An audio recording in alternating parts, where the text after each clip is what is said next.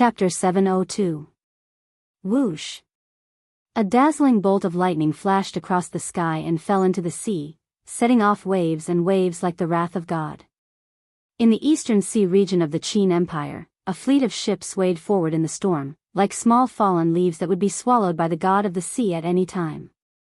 Huge waves dozens of meters high lifted the warships high up, as if mocking these ants for daring to challenge the power of God. On the warship at the very front, Long Qianlin, who was dressed in golden armor, gripped the handrail of the ship tightly. He flew up with the monstrous waves and then fell down together with them. Waves and rain poured down on him, making this marshal of the Iha country look battered and exhausted. However, Long Qianlin's gaze became even more determined. General Long, a captaincy, walked over with difficulty while holding the railing and said, "We've entered the storm realm. We can't go any further. God knows how many fishing boats of the Empire and the Iha nation have died here. The storm realm is a forbidden area of the ocean. We'd better go back." "No." Long Qianlin's eyes were stubborn. He said, "This time we're on a warship with a dragon head that's 300 meters long. Ordinary fishing boats can't compare to it." As he spoke, Long Qianlin wiped the rainwater off his face and said, "General Zhou, don't you think it's strange?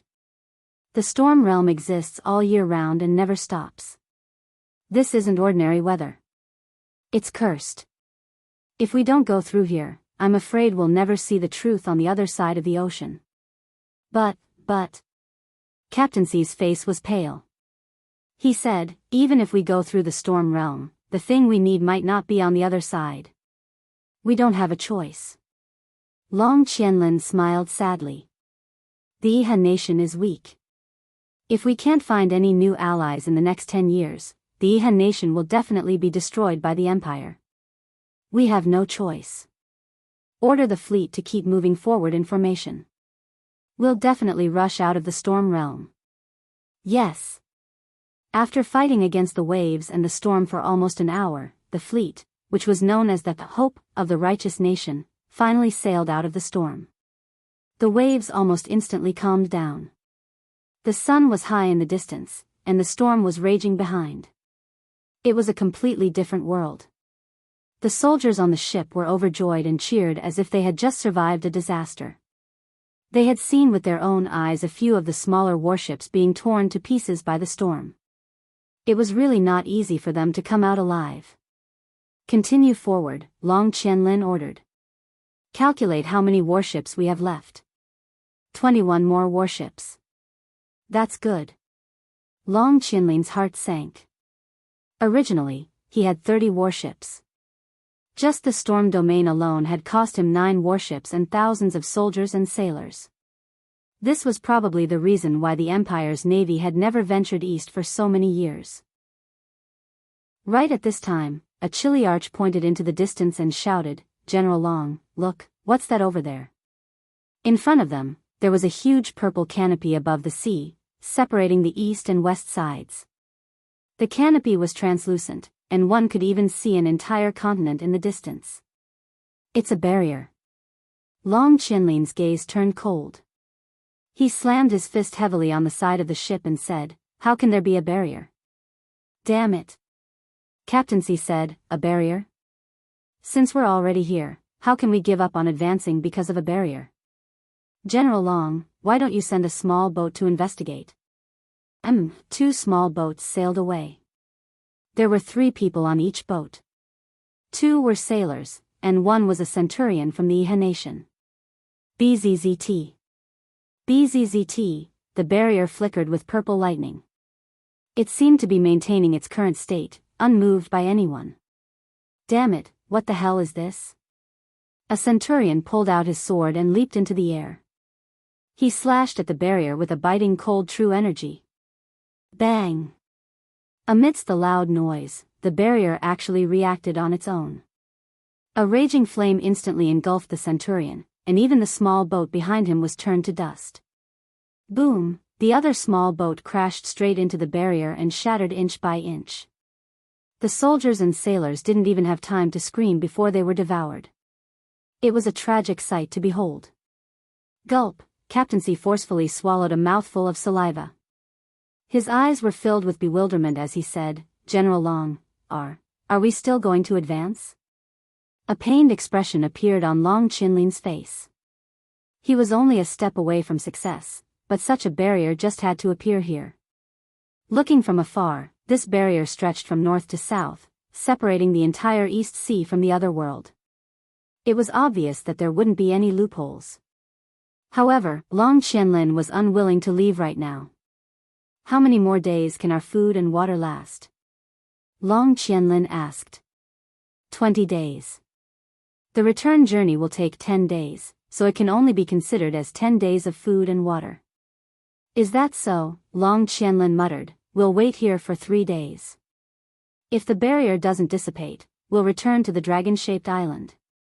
"Then what about the long voyage plan?" "Put it aside for now." Long Chinlin was slightly disappointed. "Wait until I go back and discuss it with Commander Ding and the commander."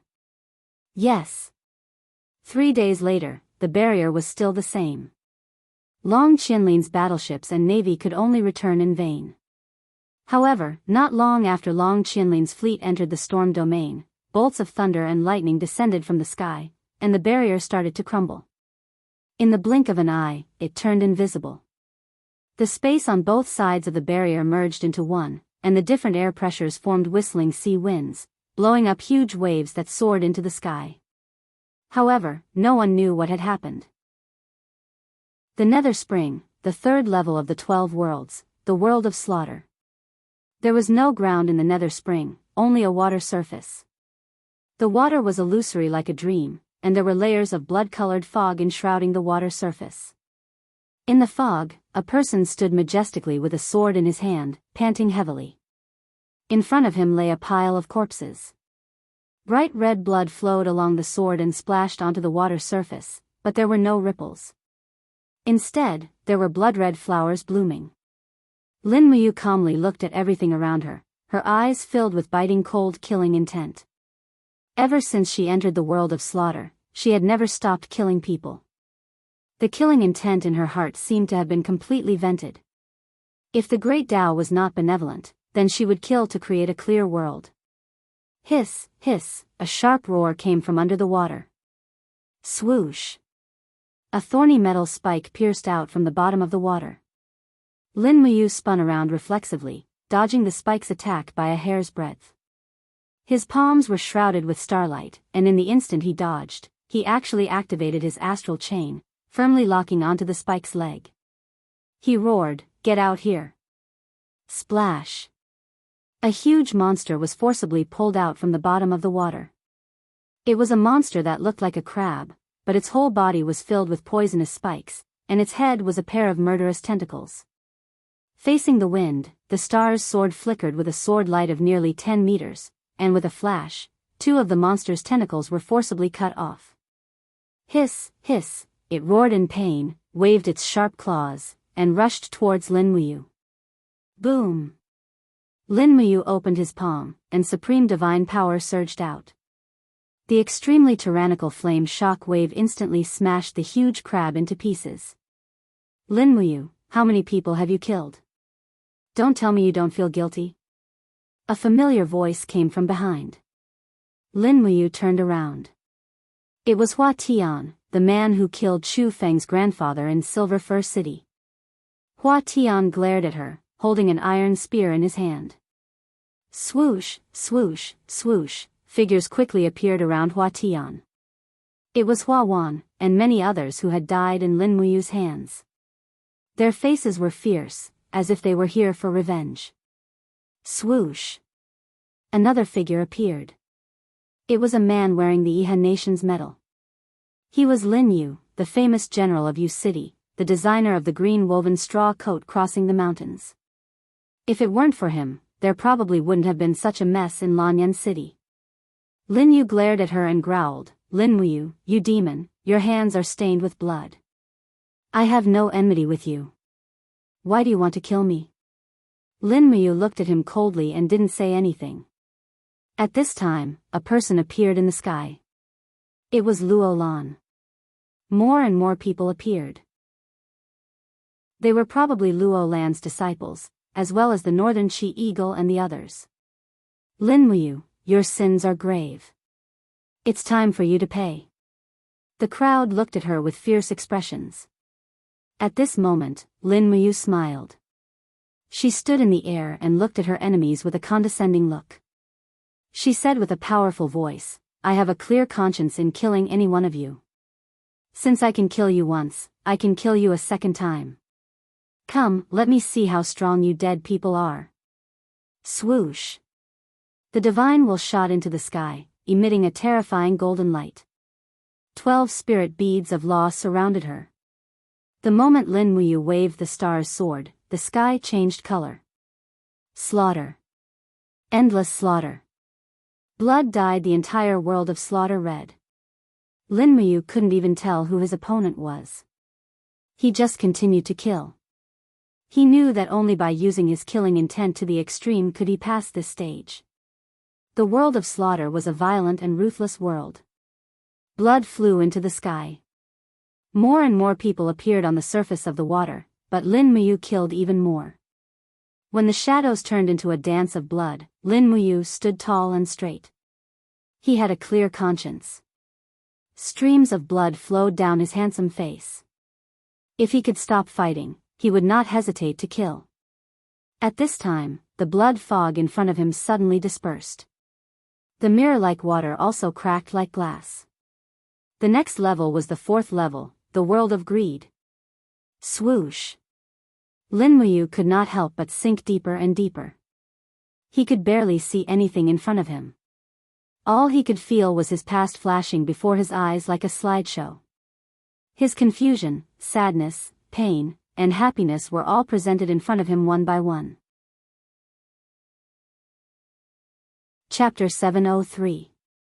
A long red carpet was laid on the white jade steps, leading straight to the dazzling Emperor Temple. The surrounding scenery was extremely luxurious. There was a building every 5 steps and a pavilion every 10 steps. The stage was warm and the spring scenery was harmonious. On both sides of the long steps, countless dancers waved their long sleeves and danced beautifully.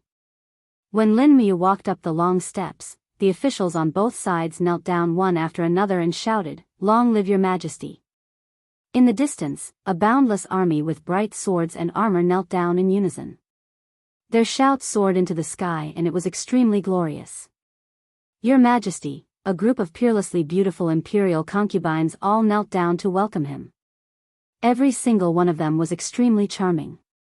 You're back. The doors of the temple opened slowly. It was Qin Yin. She wore a long dress that covered her entire body and smiled at him adorably and shyly. What are you waiting for? Hurry up and come in. Xiao Shi and I are waiting for you. As she spoke, Qin Yin walked forward and hugged Lin Muyu's left arm while Tang Xiaoxi, who was dressed in a fiery red dress, hugged his right arm. She smiled and said, Mu, you must be exhausted after running around for so many years. Tonight, Xiao Yin and I will serve you to bed. Hurry up and tell us what you want to eat tonight. The imperial kitchen will prepare it immediately. Qin Yin smiled and said, look over there. There was a huge map hanging between 2 giant pillars in the temple. Jin Yifan knelt on one knee and cupped his fists respectfully. Your Highness, the southeast has been pacified. The empire's military is mighty and has conquered thousands of miles. All the feudal vassals have submitted to you. Your Highness has conquered the 4 seas. Now, the entire world is your Highness's. Not far away, Chu Yao brought a few maids with her. She held some preserved fruits in her hands and smiled. Let's eat before the meal. There will be a banquet in Zhe Tian Palace tonight. Everyone will be here soon. Ah. Lin Muyu was confused. At this moment, the door to the side of the hall opened, and the rays of the setting sun shone in. A few figures walked in one after another. The person at the front was Chu Huaying, who had passed away many years ago. His handsome face was still the same as before, and he smiled at Lin Muyu. Ah, you've returned. You've worked hard. Tonight, we won't go home until we're drunk. I've invited Jinxiang over as well to play a song for everyone. Behind Chu Huayin was Qin Lei. Qin Lei still had the scar on his face. He grinned and said, "You's back. We missed you so much after you left for so many years. Come, we won't leave until we're drunk tonight. Us brothers and have not seen each other in." Oh. Lin Muyu was a little stunned. At this moment, Feng Jixing also walked in and laughed. "You, don't just stand there.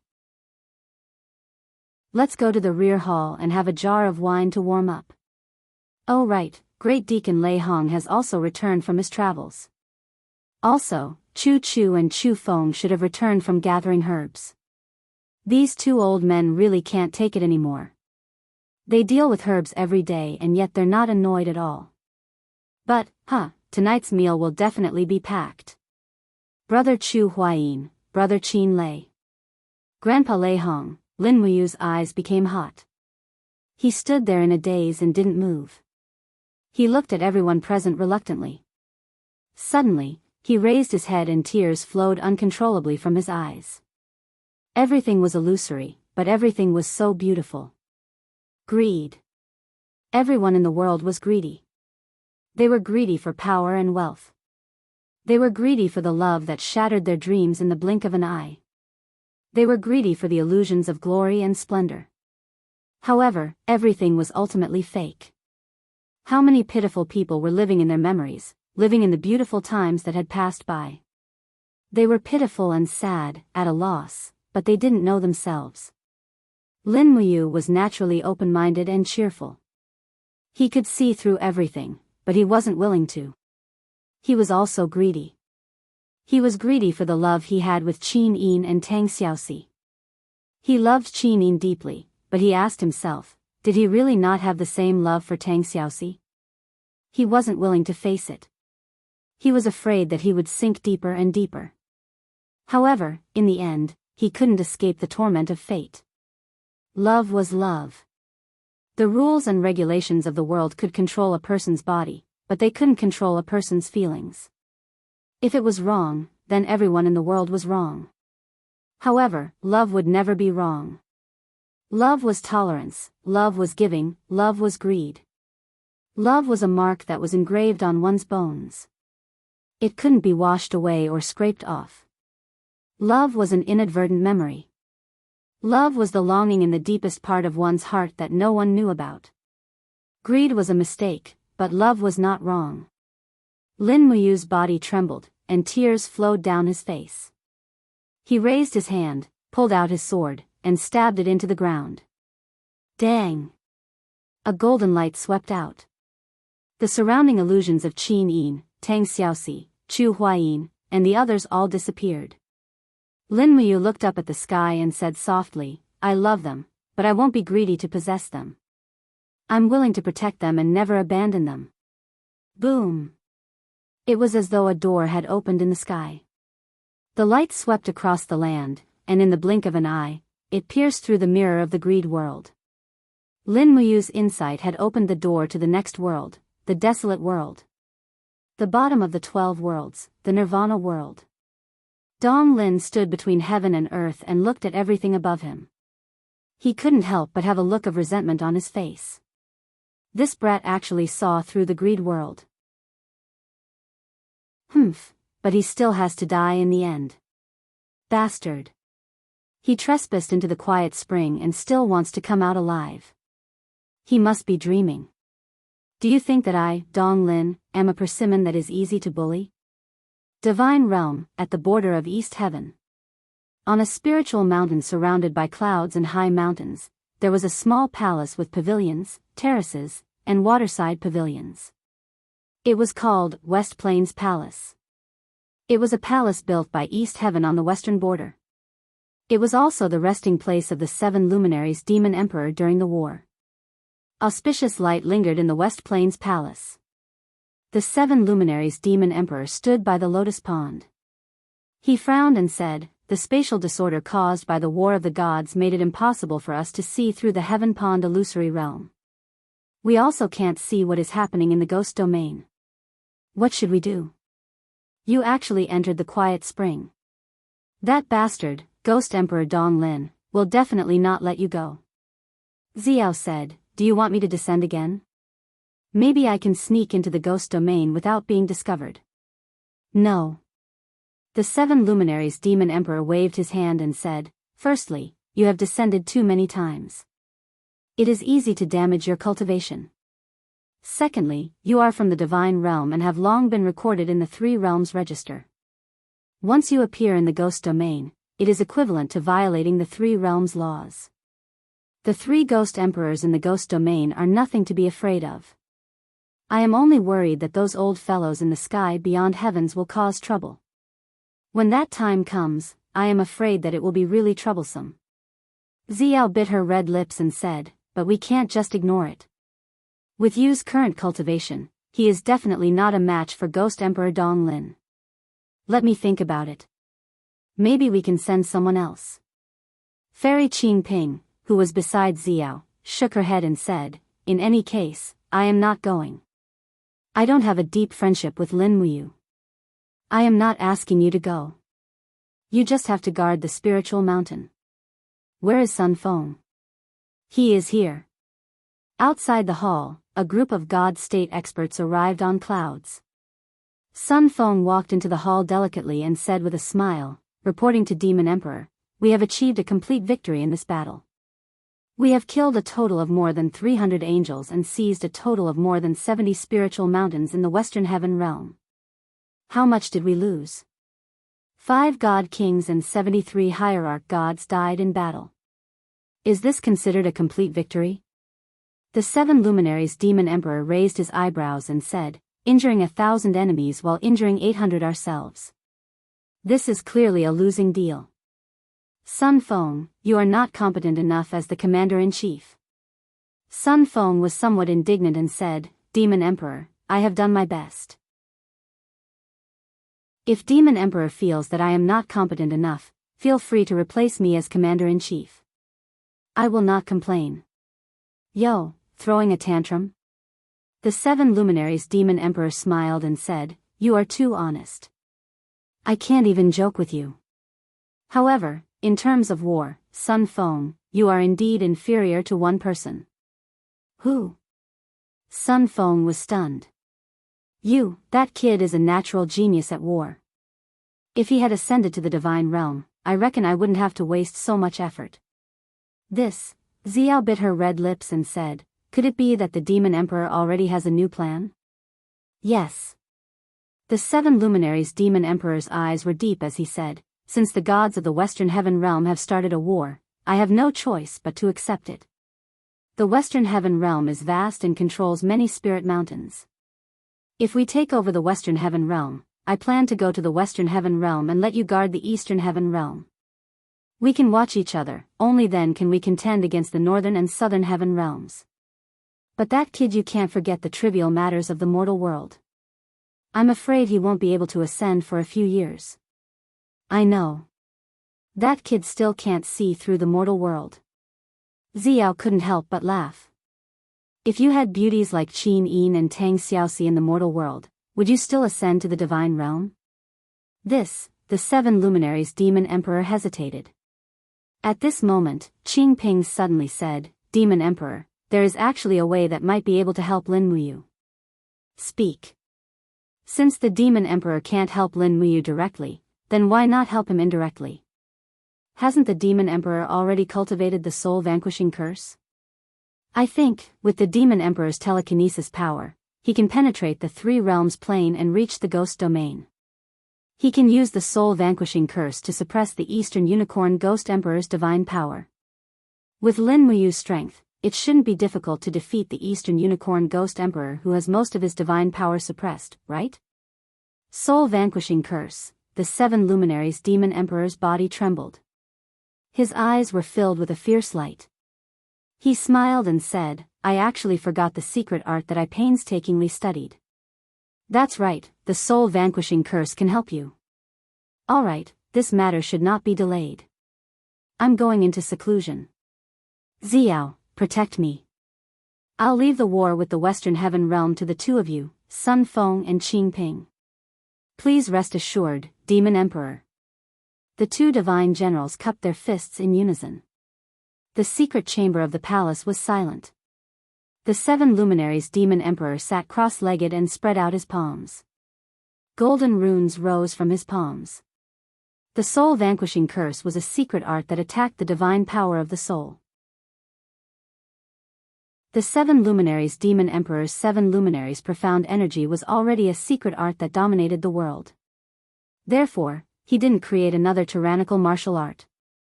Instead, he created this soul-vanquishing curse. It used telekinesis power to attack the opponent's spirit, damaging their divine power and achieving the goal of harming others to benefit himself. Swoosh!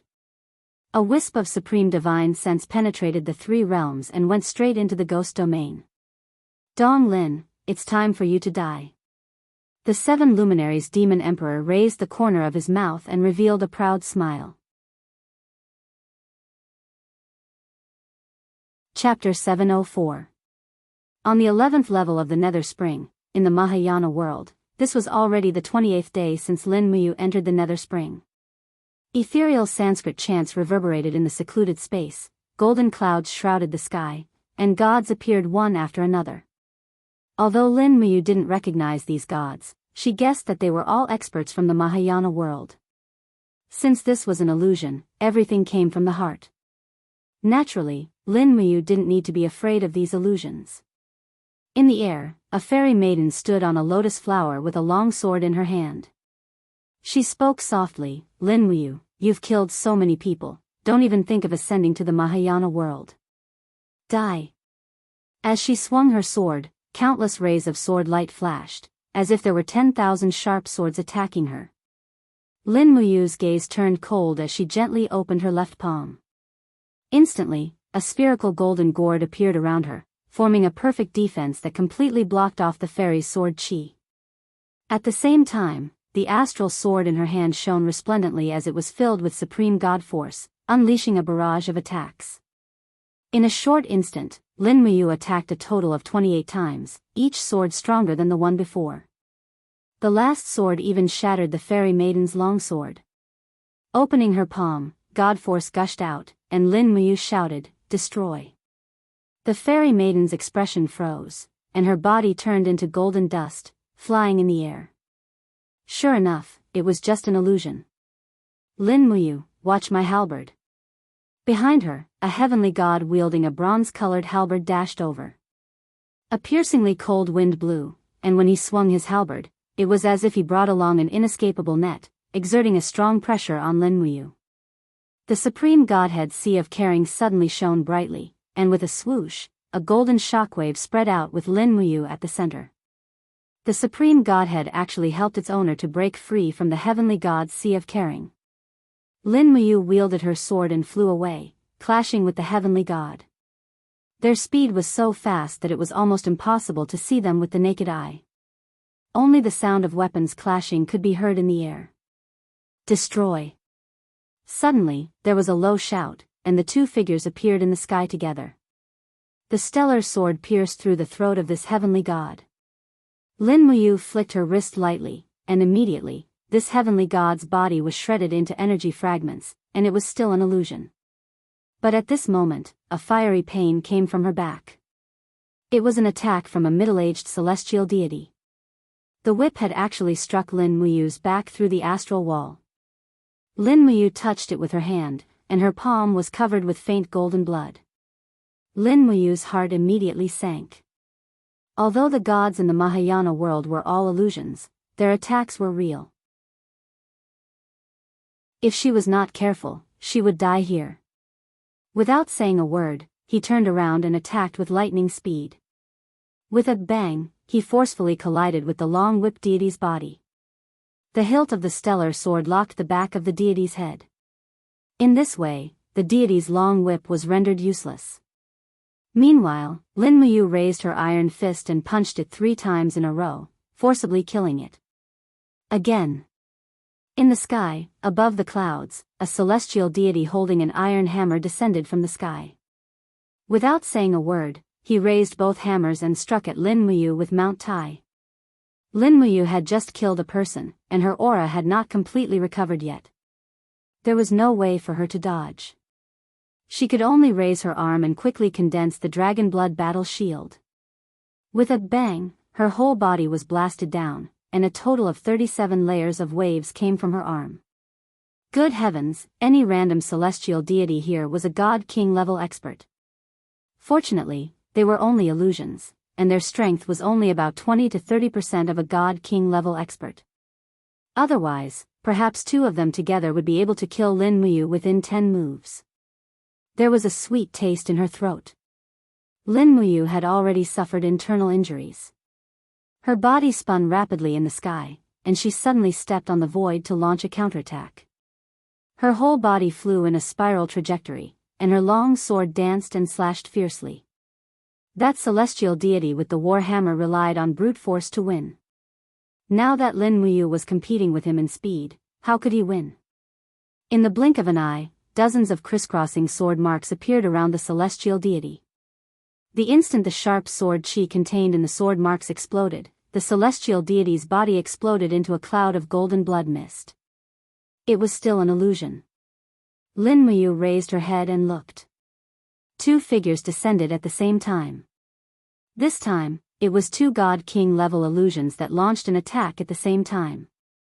It was no wonder that people said that the Nether Spring was a place where one could only enter but not leave. Even a god-emperor level expert would not be able to maintain their strength in such a situation, and they would die here. Fortunately, Lin Muyu had a sovereign godhead. Although it was immature, it provided its master with an endless supply of divine power. This allowed Lin Muyu to last far longer than experts of the same level. Moreover, Lin Muyu had the indestructible Star's sword, which gave her an absolute advantage. Swoosh! Swoosh! The golden gourd vines danced wildly in the sky like poisonous snakes, and in the blink of an eye, it had bound one of the celestial deities. Lin Muyu slashed it apart with a mighty sword, and then turned around to attack the celestial deity of the Law of Fire. Immediately, the celestial deity of the Law of Fire who was waving the flames in his hand was frozen into a block of ice. However, a ball of flames still blasted onto Lin Muyu's chest, causing him to stumble back dozens of meters and vomit a mouthful of blood. Come on, let's fight again. The deity's mocking laughter came from the sky, as if mocking Lin Muyu for being at the end of his rope. Ha ha ha, Lin Muyu stood tall in the sky, but his body was slightly bent, and he was panting heavily. In his battered state, there was only one thought in his mind: kill all these deities and bring Qin home from the spring. Whoosh! With a light palm, Lin Muyu shouted in a low voice, Acatosaurus, armor transformation. Roar! A spatial rift appeared next to him, and Acatosaurus appeared in the form of energy armor. Piece by piece, they attached themselves to its owner, and in the blink of an eye, Lin Muyu was clad in a mighty and domineering dragon armor. Not only did armor fusion greatly increase Lin Muyu's defense, but it also allowed him to absorb a portion of the Acatosaurus's power for his own use. The Holy Dragon clan's recovery rate was said to be the best in the 3 realms. After armor transformation, Lin Muyu immediately felt his high become calm, and the injuries on his body were also healing at a speed visible to the naked eye.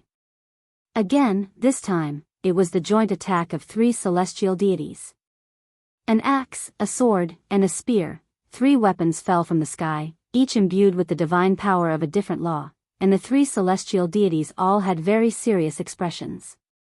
Although they were launching destructive attacks, there was actually a frozen smile on their faces, as if everything that was happening in front of them was natural, and it was impossible to defy. Hypocritical gods. Lin Muyu could not help but feel a chill in her heart.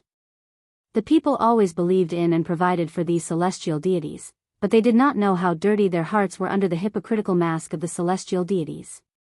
The more powerful a person was, the more his state of mind would become, and these celestial deities who had been worshipped for so many years really did not know how arrogant they were. In their hearts, the people were just ants that they could trample on at will, and at this time, these celestial deities probably also thought of Lin Muyu as one of those ants. Die. Lin Muyu's figure was almost untraceable like lightning. In an instant, she passed through the back of an celestial deity, and thrust the star's sword straight into his heart. The blade of the sword carried the celestial deity's body and hit the chest of another celestial deity. When he raised his spear, Lin Muyu's fist had already descended from the sky. Two luminaries' demonic dance. Bang! Under the fist, the celestial deity's body immediately shattered, turning into strands of energy fragments. With another kick, the third celestial deity was killed. The wind whistled in the sky, and the celestial deities above the clouds seemed to be unable to hold back anymore. In the blink of an eye, 7 people jumped down, and Lin Muyu did not fear death. She lightly swung the star's sword, and her divine power was not released. Her emotions were surging, and she muttered to herself, "Shao Yin, if you are still alive, please bless me, let me break through all the difficulties to find you, kill. Kill. Kill." The so-called Mahayana world was just a massacre where the weak were prey to the strong. If Lin Muyu wanted to leave this place, she would have to kill all the fabricated illusions. This was a kind of test, and also a kind of expiation. However, after the golden blood of countless Empyrean deities landed on the blood-red dragon armor, the dragon armor almost turned into a set of golden armor. However, the slaughter did not stop. More and more Empyrean deities leaped down from the clouds. 10, 20, 50, 100 Empyrean deities perished under the astral sword. Lin Muyu's Yi began to become a bloody chaos, and there was only killing left. Being in someone else's domain, in the Mahayana world, Lin Muyu, the future supreme deity, seemed to have become the incarnation of the god of death. His only thought was to find Qin Yin, and in order to achieve this goal, it was worth giving up all of his beliefs. The divine power in his body was constantly being consumed, drained and overflowing and drained again. The dragon armor of Acatosaurus kept showing signs of being damaged by blades, but Acatosaurus endured it all without saying a word. The little dragon knew that its master needed it very much at this moment, and the pain in his body must be more painful than it was. Moreover, Acatosaurus seemed to faintly feel what Lin Muyu was looking for. He was looking for the girl who once caressed its head and called it Little Apple. Kill. Pucci. The blade pierced through the head of the last celestial deity.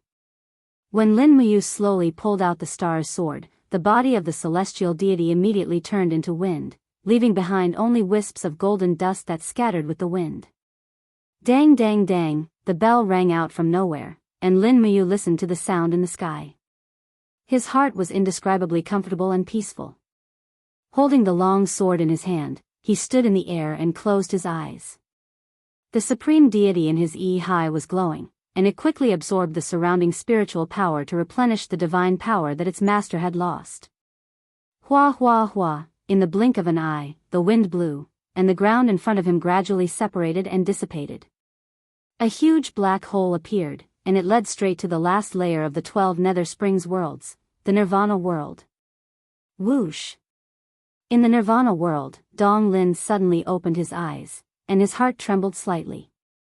He actually passed the Mahayana world. This kid is really not simple. Chapter 705. Dragon-shaped island was the new capital of the Iha nation. The capital wasn't big, and it wasn't even as big as any of the main cities or counties in Lingnan. However, there was still a magnificent palace built in the center of the capital. However, this palace wasn't occupied by Qin Yi alone.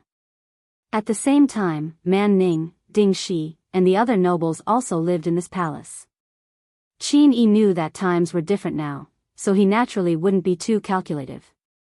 In the north of the island, the sea breeze kicked up layers of waves, crashing against the barren reefs. A group of volunteer soldiers with bows and arrows sat on the reefs, chatting listlessly. Why would people come to this godforsaken dragon-shaped island? The Empire is busy fighting the demons, so where would they have the energy to care about us? Commander-in-Chief Long is really something, making us stand guard here. The sea breeze makes us look like dried corpses. That's right. We've been on dragon-shaped island for so many years, and we can only eat fish, prawns, and crabs. I really miss the days in Bailing City. There were things that flew in the sky, ran on the ground, and grew in the fields. There was nothing we couldn't eat. Look at us now, it's like heaven and earth. The young archer laid down on the reefs and put his bow to the side. He looked at the blue sky and white clouds and smiled. I heard that the Empire sent a general to negotiate peace a few years ago. He said that as long as Commander-in-Chief leads the Ihan nation back to the Empire, he's willing to let bygones be bygones. Don't you think that Commander-in-Chief is really something? Why does he insist on suffering here? The old soldier couldn't help but frown. Shut up, how dare you say something like that? If the general hears you, you're dead. Let me tell you, we can continue to be soldiers in the Empire, eating rations and suppressing bandits, but what about Commander-in-Chief? He killed Qin Yin's father, Qin Jin. Do you think Qin Yin will let him off with this debt of blood? Even if Qin Yin is willing to write it off, her subordinates, Lin Muyu, Feng Jixing, and Xiang Yu, won't let this go. Besides, Commander-in-Chief long besieged Lanyan City and forced Chu Huayin to die for the Empire. With Chu Huayin and Lin Muyu's friendship, do you think that Lin Muyu will let Commander-in-Chief Long off? The young archer was stupefied. After a moment of silence, he said, could it be that we can only fight to the death? Perhaps. When General Long and the great chief pass away and the hatred is resolved, it will be the day we return to the Empire. Sigh. Just as the two of them were sighing with emotion, a nearby sentry suddenly pointed into the distance and said, look, there's a warship on the sea. It's the demon clan. Blow the horn, gather the troops and prepare for battle, a centurion shouted. Yes. The conch horn sounded, and in the blink of an eye, close to 1,000 soldiers had gathered. However, that was all. There weren't many troops on the island to begin with, not to mention that this was only a corner of the dragon-shaped island. The ballistae and stone cannons were all aimed into the distance. The sound of springs rang out continuously as they were already stretched taut, ready to deal a fatal blow to the distant warship at any time. Everyone's eyes were filled with nervousness. The Ihan nation had not fought for 5 years, but now they were going to welcome the powerful Devil Clan. There were about 20 Devil Clan warships on the sea. From afar, they could even see the ugly appearance of the armor demon standing on the deck. However, at this moment, a person jumped off the warship and walked over on the waves. A sword hung on his waist, but it was not unsheathed. On his shoulder, there were a total of 4 golden general stars, indicating that he was a commander-level general. Instantly, the group of Ihan nation soldiers were shocked. The person who came was none other than the first marshal of the Devil Clan, Qianfeng. Don't attack first. Aim. No one is allowed to shoot. A Chiliarch squinted his eyes and said. Qianfeng floated over, stepping on the void and arriving in front of the stone sentry camp. He looked around and smiled. I didn't expect that, the Ihan nation that once ruled half of the world would actually fall to such a state. I'm the Devil Clan's Marshal Qianfeng, and I've come by invitation.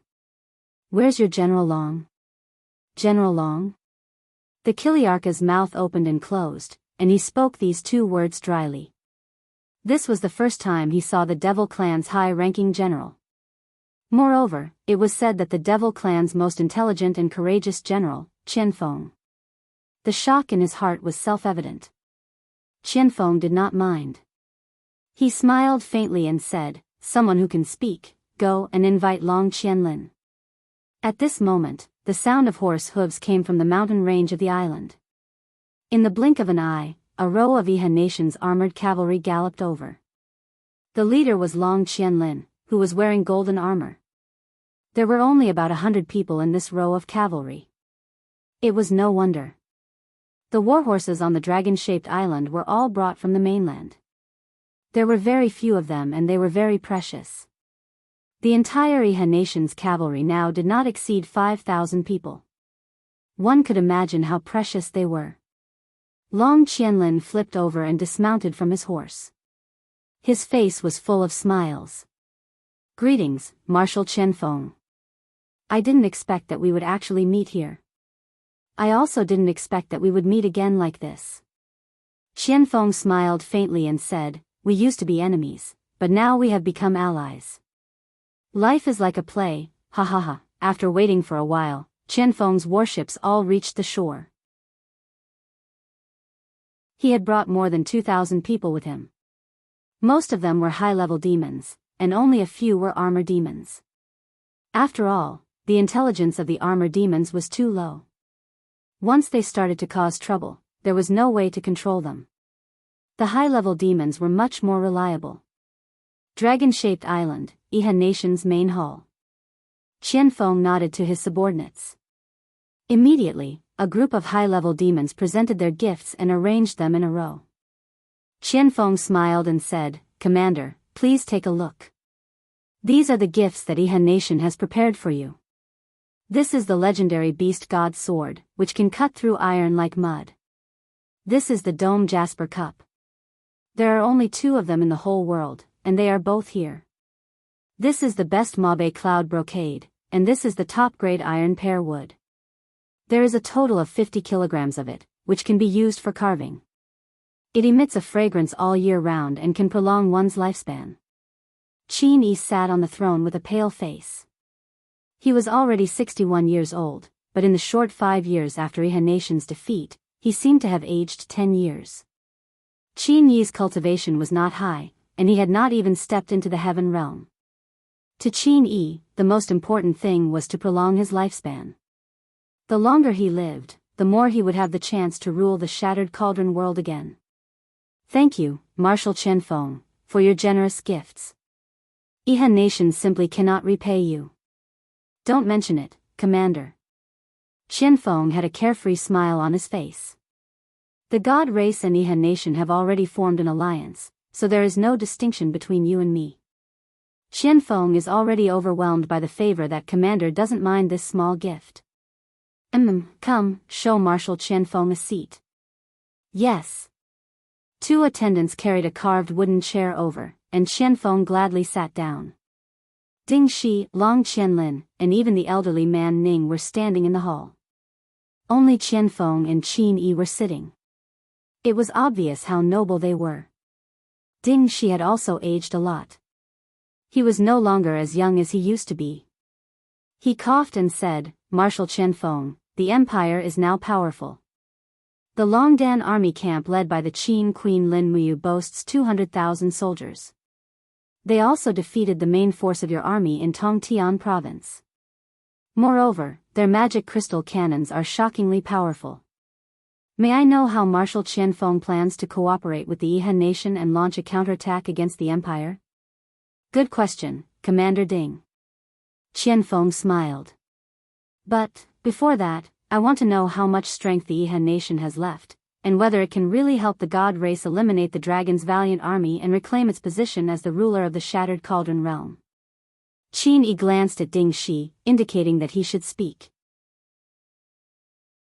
Ding Shi raised his eyebrows and said, "Although the Yihan Nation is hibernating on the dragon-shaped island, it can still be said to have a strong army. We now have 2,000 warships, 60,000 cavalry, 250,000 infantry, 5,000 ballistae, 3,000 ballistae, and countless siege weapons. In addition, we have over 100 million rations, enough to feed 300,000 soldiers for 3 years. Oh." Qianfeng couldn't help but smile. He stood up and cupped his fists, saying, "In that case, this general will take his leave." Qin Yi hurriedly said, "Marshal Qianfeng, what do you mean by this?" Qianfeng smiled and said, "Since the Yihan Nation has such a strong army, there's no need for a Protoss alliance at all. You can just kill your way to the Lingang province and destroy Feng Jixing's old nest and take back Lingnan." Qin Yi couldn't help but blush, saying, "Marshal must be joking, please tell me the truth. Tell me the true strength of the Yihan Nation." Qianfeng's gaze was indifferent as he said, "Dragon-shaped island lacks provisions, equipment, medical care, etc. Who knows how many soldiers have died in the past few years? I've heard of all this. Marshal Ding Shi, only by being honest with each other can we discuss the alliance, right?" Ding Shi rubbed his nose and said, "Then tell me the truth. The Yihan Nation still has 120,000 soldiers, 8,000 cavalry, and the rest are infantry and navy. Moreover, our iron ore is very insufficient, so most of the weapons have withered and can no longer be used. It's difficult to maintain new weapons and weapons. This is our main problem now. Yes, that's right. Qianfeng smiled and turned to look at Qin Yi. He cupped his fists and said, Chief, the god race already has a preliminary understanding of the origin of the magic crystal cannons. We can share this technology with the Iha nation. In addition, I will send cargo ships to transport a large number of weapons to the Iha nation. But you must also show your sincerity. What does the god race want the Iha nation to do? Long Qianlin's gaze turned cold. Once you get the weapons, rations, and warships, you must listen to my orders and attack the Winter Frost city of the Lingdong province from the coast. This will tie down the southern part of the valiant Dragon Legion. At that time, the god race will kill their way out of the Tongtian province and launch a large-scale counterattack. Once it's done, we will divide the world with the Qinling Mountains as the boundary. Qin Yi was moved. He stood up and said, as Marshal Qianfeng wishes. Good. Qianfeng nodded. The alliance is signed. I hope that our two nations will put aside our past enmity and work together to completely destroy and erase the cruel empire from the continent. Yes. A turbid current slowly spread out at the edge of the continent. The land was infinitely beautiful, and many heroes would risk their lives for it. Sunset City, a quiet night. Under the flickering candlelight, Feng Jixing held a military book and stared at the words on it. Suddenly, a cold wind blew open the door. Feng Jixing looked outside and saw a guard quickly closing the door. He said, Your Highness, the night wind is too strong. Do you have the latest news about His Highness King Qin and Princess Tang Xiaoxi? Not yet. Tell me immediately if you do. Yes. Chapter 706. A flame pierced through the sky, as if it had opened a big hole in the sky. The roaring flames reverberated endlessly. Suddenly, a young figure walked out of the flames with a sword in his hand. He looked at all the illusions in the Nirvana world, looking for Qin Yin's figure. However, to Lin Muyu's disappointment, Qin Yin didn't seem to be here at all. On the ground, blood-colored cyclones rose up. Each blood-colored cyclone represented a serene spring. This was the real end of life. Anyone who fell into the serene spring, whether it was a mortal, a god, or a ghost, would be destroyed and turned into a wisp of dust in the world, with no possibility of resurrection. The cyclones formed a bright mirror, lying between heaven and earth. Suddenly, the mirror rippled, as if a door had opened, and a person walked out of the door. It was the Eastern Unicorn Ghost Emperor. The world suddenly darkened, and all things in the Nirvana world surrendered to the Ghost Emperor. The Eastern Unicorn Ghost Emperor had dominated the serene spring for hundreds of thousands of years, and had long conquered everything here. Lin Muyu was slightly shocked. At this moment, he had an impulse to surrender to the Eastern Unicorn Ghost Emperor. He couldn't help but panic in his heart. In front of the Eastern Unicorn Ghost Emperor's divine power, he had a feeling that he couldn't act rashly. However, he deeply understood that this was an illusion of gaining the upper hand by a show of strength. It was the absolute coercive effect of the domain created by the Eastern Unicorn Ghost Emperor. He took a deep breath, and the supreme divine power in his Yi began to surge. Suddenly, an invisible domain power rippled out with Lin Muyu as the core, contending against the domain condensed by Eastern Unicorn. This kid, the Eastern Unicorn Ghost Emperor, was stunned, and he couldn't help but clench his fists, but the thin blood-colored runes around his fists were faintly glowing. It was the effect of sealing. Only God knew who suddenly launched an attack and sealed nearly 80% of the Eastern Unicorn Ghost Emperor's power. Otherwise, he would have already killed Lin Muyu, the daring brat. No matter what, I must not let Lin Muyu run amok in the serene spring. Eastern Unicorn Ghost Emperor thought, I don't know which bastard sealed my power, but, even with only 20% of my power, I can still kill Lin Muyu, just wait and see. As a matter of fact, the East Unicorn Ghost Monarch had already guessed that it was the Seven Brilliance Demon Emperor's doing, but there was no need for him to be afraid of the Seven Brilliance Demon Emperor, as the quiet spring was a world that had transcended the three realms. Nothing that happened in the quiet spring would be known to the outside world. As long as he killed Lin Muyu here, he could easily push the blame of his death onto the 12 worlds, and it would have nothing to do with him. Therefore, when Lin Muyu entered the quiet spring, the East Unicorn Ghost Monarch was already determined to kill him. Lin Muyu's entire body was bathed in flames, and the divine flame lingered around his body. He even maintained the state of fusion armor. Step by step, each step stirred up a flame ripple in the void, and even the Nirvana world trembled slightly. In the confrontation between the two gods, at least in terms of momentum, Lin Muyu didn't seem to be at a disadvantage at all. Back then, when Qin Jin, Zhen Yifan, and the others discussed, they praised Lin Muyu as a mad general. It was conceivable that this kid was fearless, and there was a fanaticism in the depths of his heart. Once he decided on a path, he would unswervingly walk on it, even if he was covered with cuts and bruises. It was this fanaticism that supported him to live to this day, so much so that he could compete with the Supreme Eastern Unicorn Ghost Emperor in terms of momentum and domain. You are the Eastern Unicorn Ghost Emperor? Lin Muyu stood in the air and asked lightly. That's right. Eastern Unicorn Ghost Emperor couldn't help but feel annoyed and disgusted. No one had ever spoken to him like this in his territory. Even the 5 Ghost Emperors and Sobbing Blood Ghost Emperor had to be polite to him. Who was this kid to dare to speak to him like this? Thinking of this, Dong Lin's voice was filled with anger. Lin Muyu, you trespassed into the Nether Spring world. Do you know that you're courting death? Do you think that you can do whatever you want just because the 7 Luminaries Demon Emperor is protecting you? I know that I'm courting death. Lin Muyu's reply made Dong Lin's jaw drop. He looked at Dong Lin coldly and said, but, the ghost general from the upper realm said that you sent Xiao Yin's spiritual body into the Nether Spring, so I had no choice but to come. Where is Xiao Yin? You're talking about Qin Yin? Ha ha ha. She's not even in the Nether Spring. Nonsense. You don't believe me? Eastern Unicorn Ghost Emperor raised his hand and waved. The bright mirror beneath him instantly dissipated, revealing the barren ground and the 9 springs in the distance. He said, look for yourself. This is the true face of the Nether Spring world. There are a total of 9 springs, and they are all here. You're a god, so with your insight, you should be able to sense the aura of the Nirvana world. Can you sense a trace of the aura left behind by Qin Yin? After hearing Dong Lin's words, Lin Muyu suddenly realized something. Indeed, she had been too concerned and neglected this point. The aura left behind by a god couldn't be covered up by wind, sun, and rain. If Qin Yin had been here before, the divine aura she left behind would be preserved for at least a few months.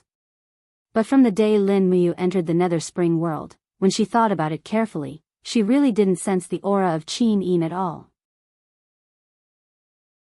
Could it be?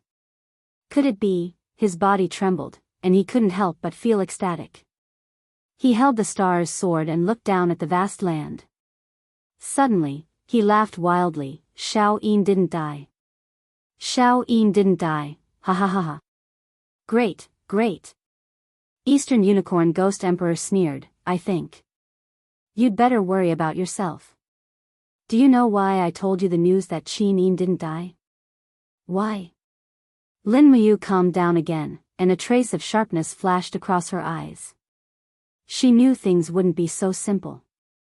Eastern Unicorn Ghost Emperor laughed loudly. He suddenly opened his palm, and instantly, a blood-red ancient book appeared. His 5 fingers gently flipped, and the pages of the book flipped rapidly. Each page was filled with blood-red words, and a powerful force enshrouded the pages. This book must not be an ordinary book, but the weapon of Eastern Unicorn Ghost Emperor.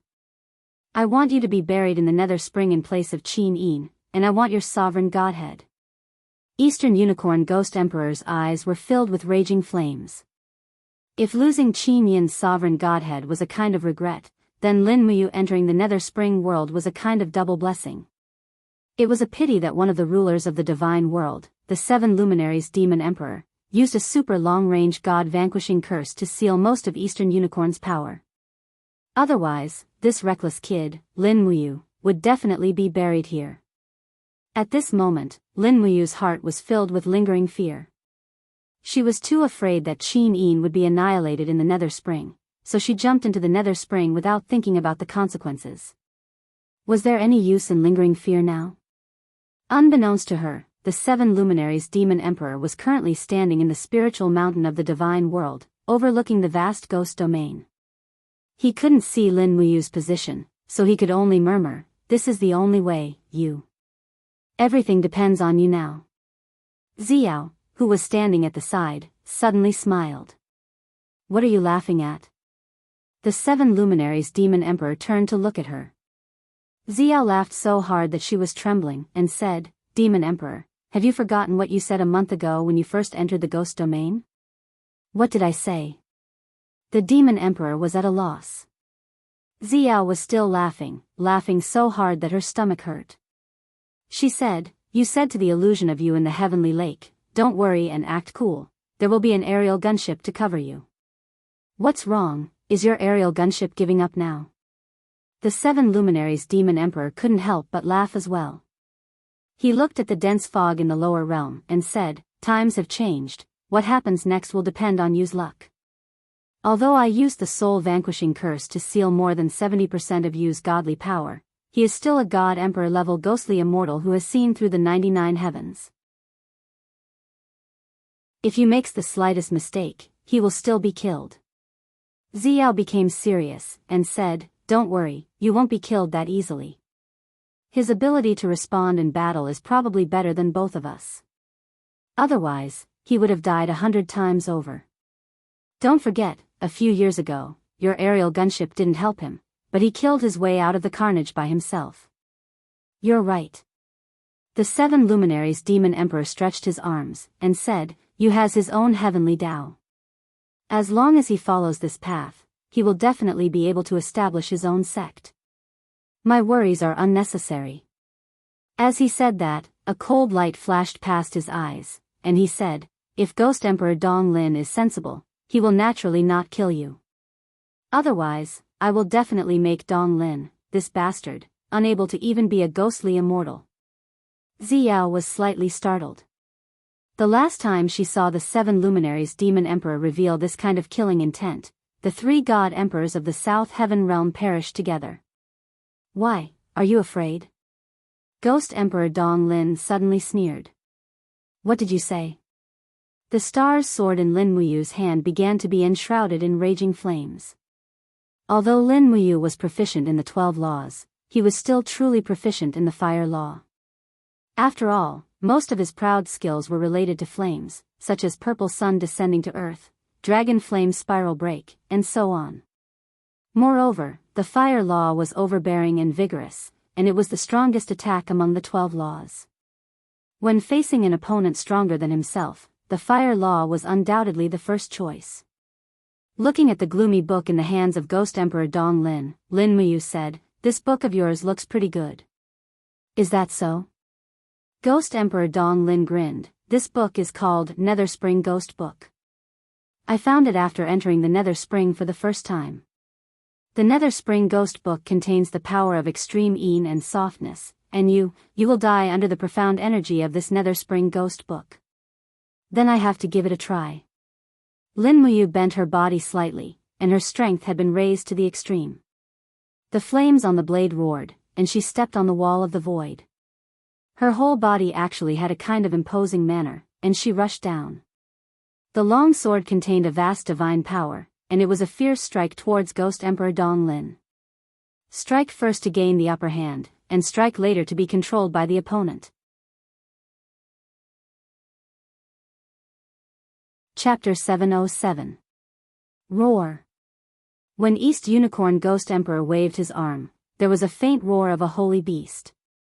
The scales on his arm stood up and transformed into an iron arm covered with holy beast armor. Was he going to block Lin Muyu's crazy attack with his flesh and blood? Bang! Flames splashed in all directions, and Lin Muyu's arms were numb from the impact.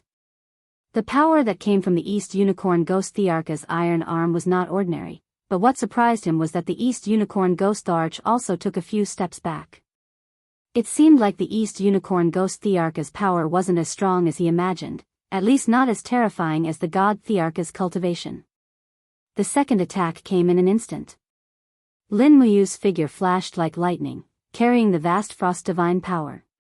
It was the jade snow frost of the star art.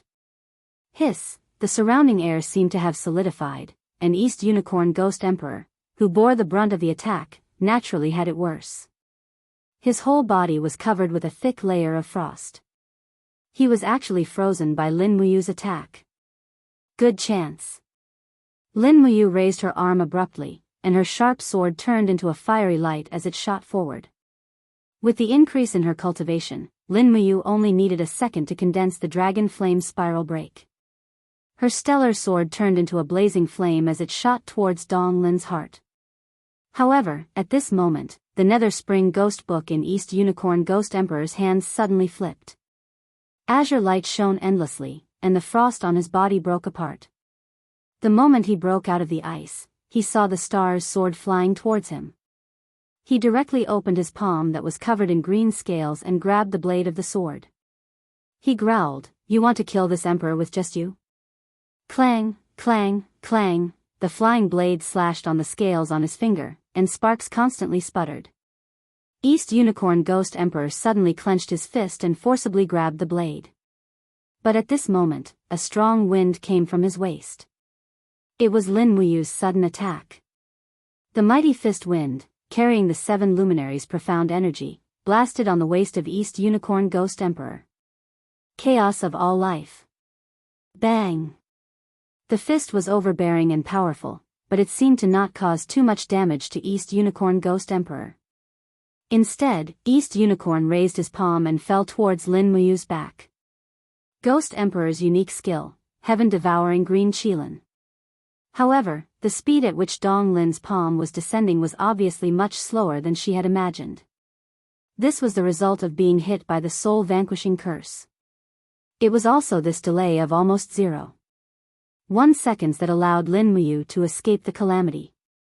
She dodged the attack but didn't leave. Instead, she flew around Dong Lin Ghost Emperor like a gust of wind. She grabbed the hilt of the star's sword and pulled it outwards. Using the momentum, she rapidly approached Dong Lin Ghost Emperor. Her knee was filled with supreme divine power as she struck Dong Lin Ghost Emperor's chin with her knee. Bastard! East Unicorn Ghost Emperor was one of the overlords of the ghost domain. He had always relied on his strength to speak. If they were to exchange blows, then they would exchange blows. It was fair and square to see who could kill who with the stronger move. When had he ever participated in such a close combat between God Realm experts? And this Lin Muyu in front of him was fighting completely shamelessly, without the slightest dignity of a supreme god. Bang! Lin Muyu hit East Unicorn's chin with her knee, but his chin was also covered by green Qilin scales. Instead, it was Lin Muyu's knee that felt intense pain. Get lost! East Unicorn Ghost Emperor roared, and his fist landed on the dragon blood shield on Lin Muyu's arm. Bang! With just a single strike, Lin Muyu fell to the barren ground like a cannonball, smashing into the sky with a cloud of dust. Amidst the coughing sounds, he struggled to stand up from the deep pit with the help of his longsword. He actually coughed out blood. His arm was still pulsing with the impact of East Unicorn Ghost Thearka's 99 ghostly chi waves. The god Arch was indeed powerful. Just one punch was enough to injure him. Die! East Unicorn Ghost Emperor held the Nether Spring Ghost Book in his right hand, and formed a fist with his left hand. He descended from the sky with a vast divine power, and went straight for Lin Muyu. I can't fight him head-on, I can only dodge. Lin Muyu's feet shook, and she flashed past with falling star step. She was a ruler, and her movement on the ground was just enough to lure the Ghost Emperor to the ground. Seeing Lin Muyu's ingenious footwork leaving, East Unicorn Ghost Emperor's fist directly landed on the ground, and a huge pit was blasted out with a loud bang. However, his arms suddenly felt cold, and Lin Muyu grabbed his wrist. Taking advantage of the fact that the power of the fist hadn't been completely used up, Lin Muyu threw East Unicorn Ghost Emperor out with force. Boom! East Unicorn never expected that he would be hit like this. His entire body was smashed into the soil that had been decaying for hundreds of thousands of years, and his face was bruised and swollen. It was a complete mess, and when he turned around angrily, he saw the blazing sun in Lin Muyu's palm. Oh no! East Unicorn Ghost Emperor could naturally feel the biting cold energy of the purple sun falling to the ground, and he didn't say much. He opened his palm, and the Nether Spring Ghost Book flipped rapidly, absorbing the power of the ghosts within, and roared, "Nether Curse." A faint purple circular array was held in East Unicorn Ghost Emperor's palm, and it flew towards the purple sun. Pang! It was like a nuclear explosion, and it exploded with the two of them at the center. The purple sun falling to the ground actually didn't gain any advantage against the secret technique of the Nether Spring Ghost Book. Lin Muyu's left arm was blasted into a bloody mess, and her injuries weren't light. East Unicorn Ghost Emperor also took a few steps back. He had never experienced such a desperate attack before. Swish! A wind swept past, and East Unicorn Ghost Emperor felt his left hand being grabbed by someone. It was this kid again, and his speed was too fast.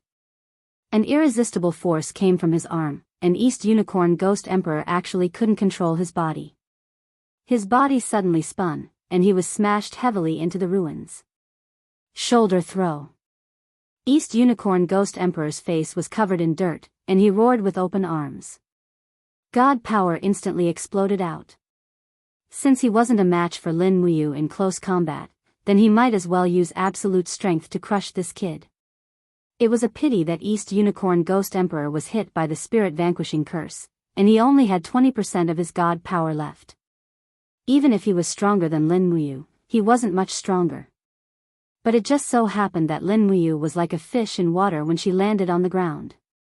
At this moment, Lin Muyu's emotions seemed to be boiling, and she had completely entered the realm of close combat. East Unicorn Ghost Emperor wasn't familiar with close combat, and this would become his weakness today.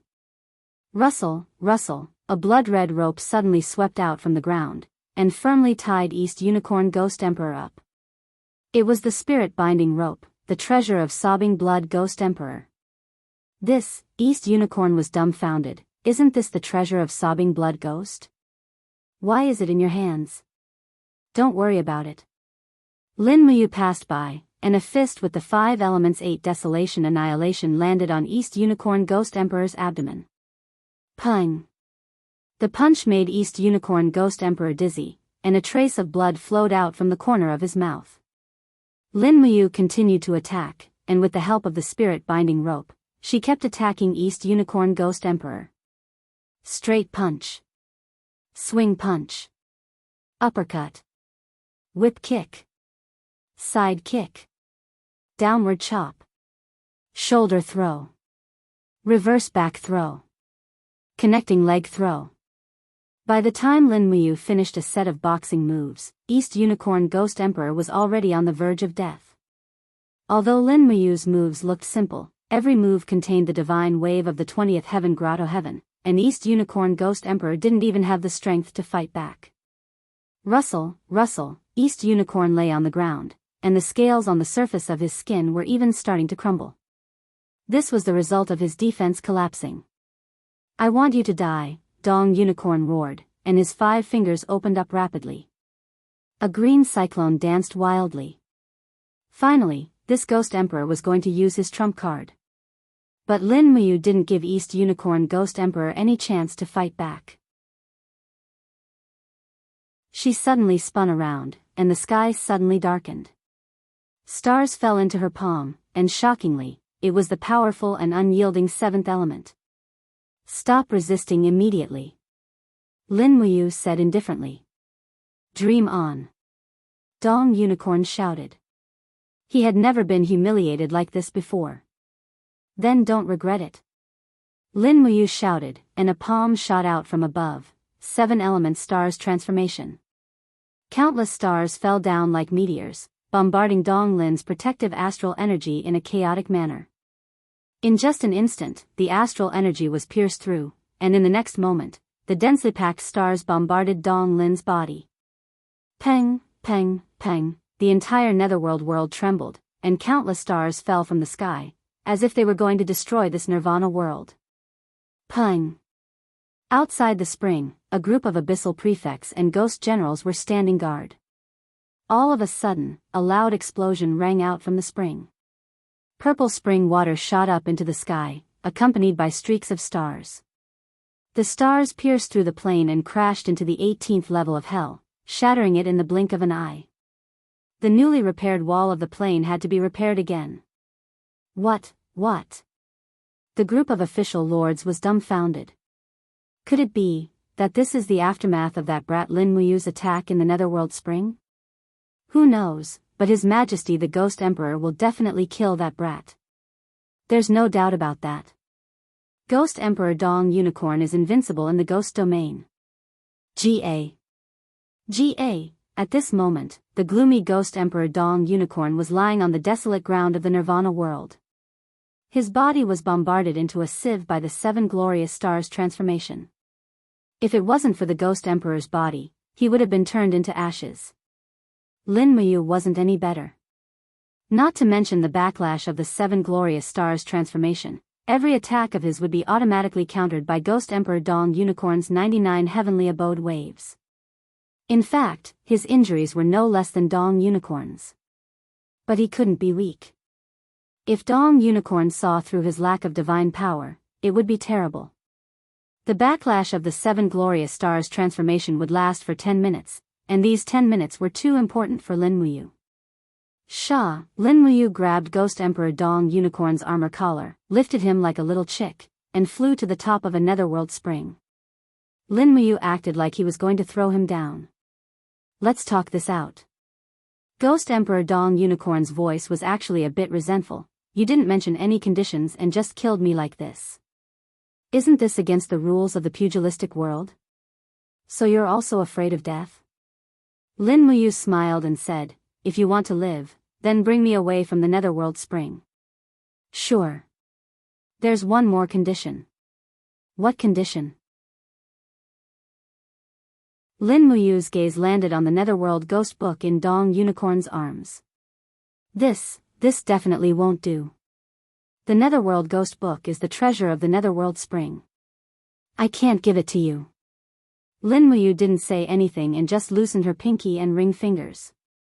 Let's talk this out, don't fight and kill so easily. Seriously, you have such a bad temper.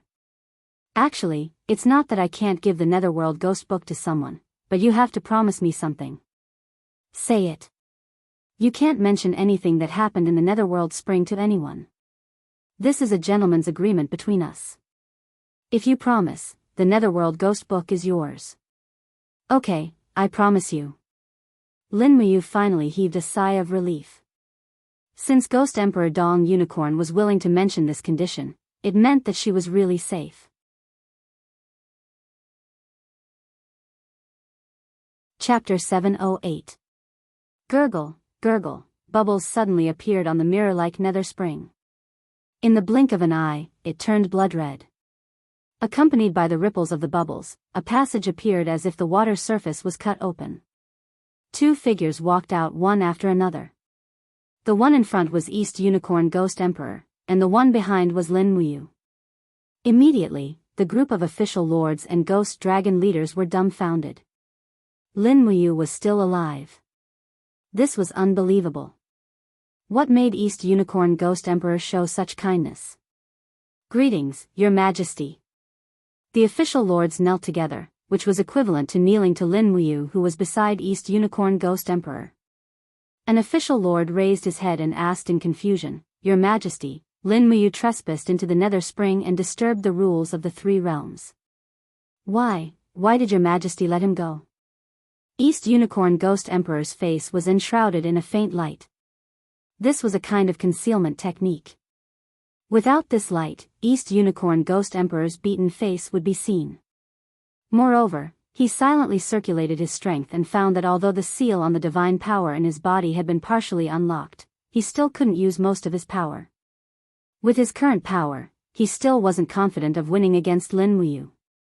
Therefore, he took a deep breath and said with bright eyes, Lin Muyu broke through the 12 worlds of the Nether Spring and saw through the mortal world. I am very appreciative of him, so I decided to exempt him this time. You don't have to ask anymore. How can a genius like him be killed? He should be nurtured for the benefit of the 3 realms. On the side, Lin Muyu lowered her voice and said, "Send me out of the ghost realm." East Unicorn Ghost Emperor gritted his teeth in hatred, but there was nothing he could do. He could only say in a clear voice, "I will send him out of the ghost realm now. You all still need to guard the Nether Spring here. Do not be negligent, understand?" "Yes, Your Majesty." East Unicorn looked at Lin Muyu, and the two flew up side by side and went straight to the world above. While flying, East Unicorn said in a low voice, "Lin Muyu, don't go too far. At least give me face in front of my subordinates. This is our agreement, isn't it? Haven't I already given you enough face?" Lin Muyu placed his hands behind his back and lazily let out a sigh of relief. After knowing that Qin Yin had reincarnated once again, his mood was indescribably good. As long as Qin Yin was still alive, he could wait for thousands of years. He was only afraid that Qin Yin's spirit would vanish into thin air and he would never be able to find her again. Is this considered giving enough face? East Unicorn Ghost Emperor continued to express his dissatisfaction. You didn't even kneel down to me. Don't forget that I'm the supreme being of the ghost realm. You're just a scattered god. What right do you have to be on equal footing with me? Lin Muyu raised her brows and said bluntly, "A loser wants me to kneel before you? Dream on. Dong Lin, if I really don't give you face, I'll immediately hire 10,000 storytellers to divide the story of your defeat into 24 chapters and 48 sections. Then, I'll narrate it on the bridge for 3 days and 3 nights, letting everyone in the 3 realms know of your glorious deeds.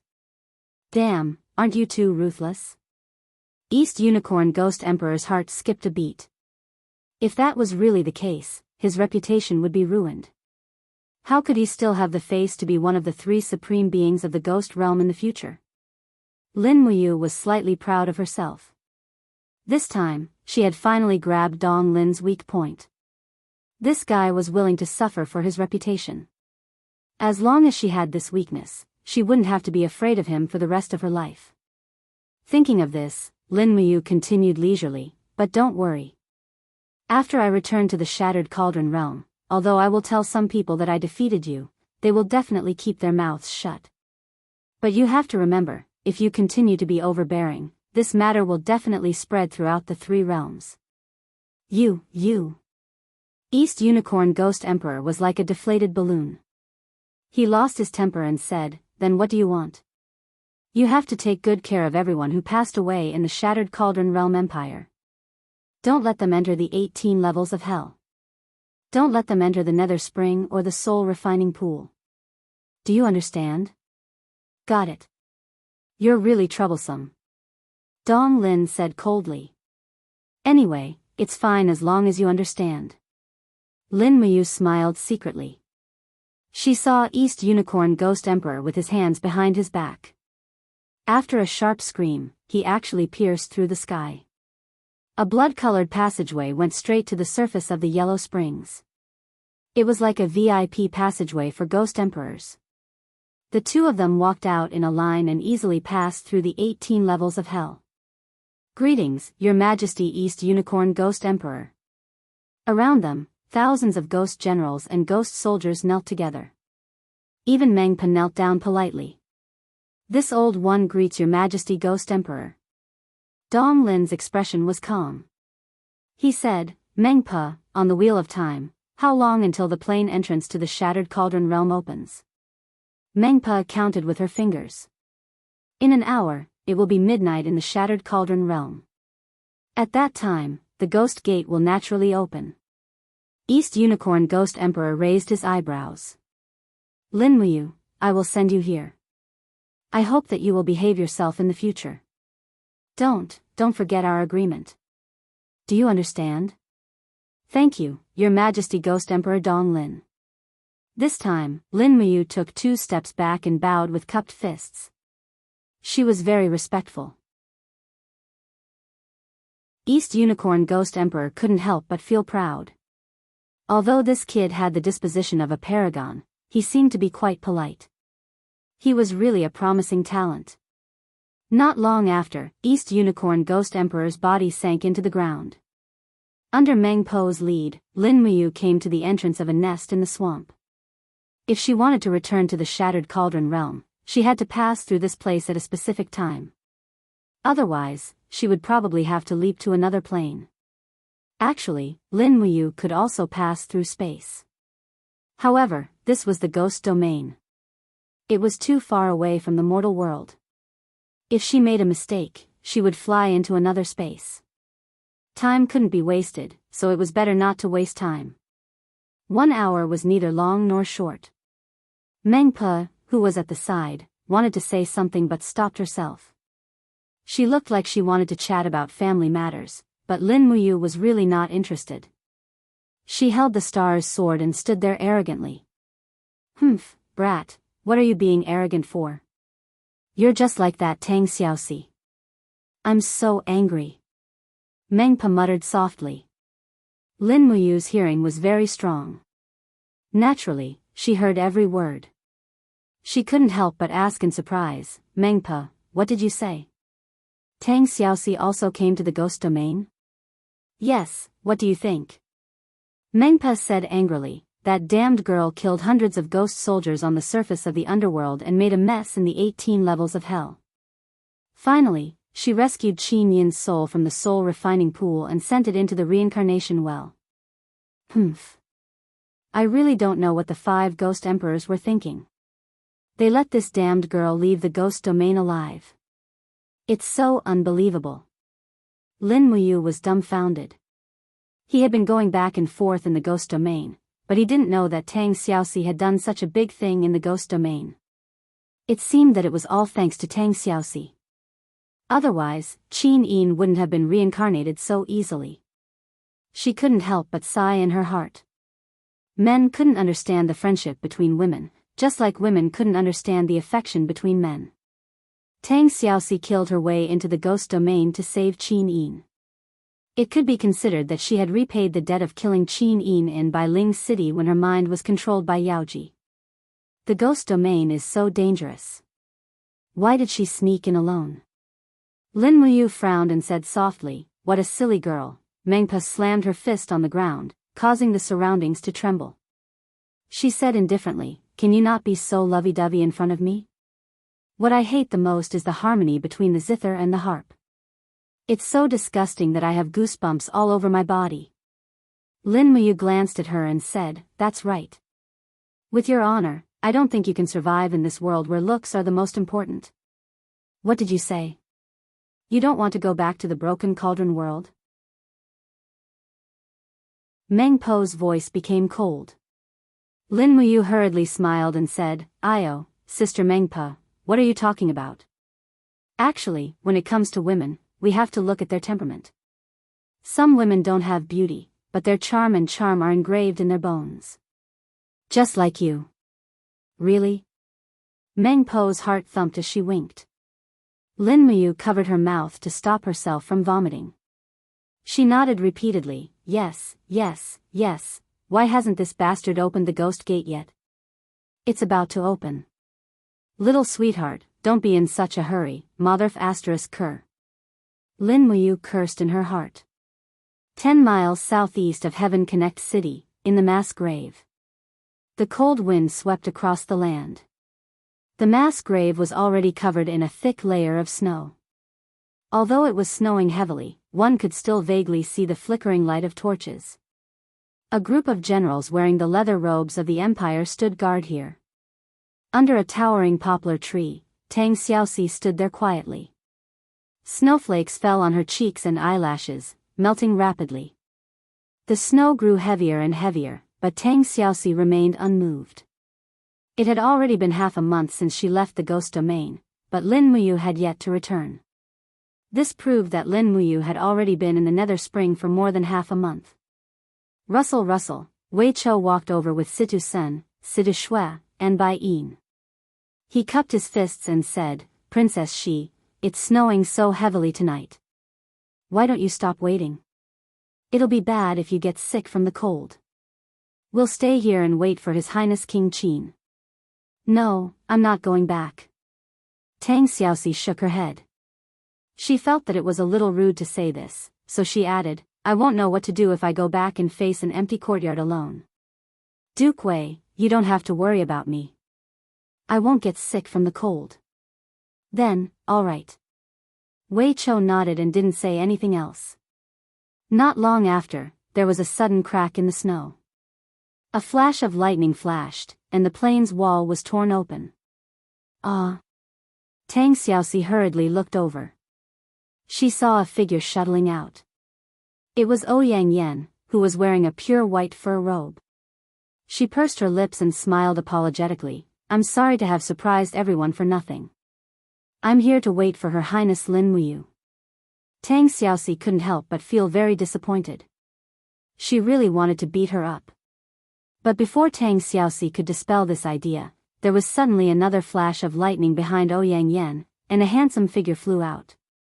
The powerful impact of penetrating the wall of the plane made him involuntarily lean forward a few steps, and with a pa sound, he knocked Ouyang Yan to the ground.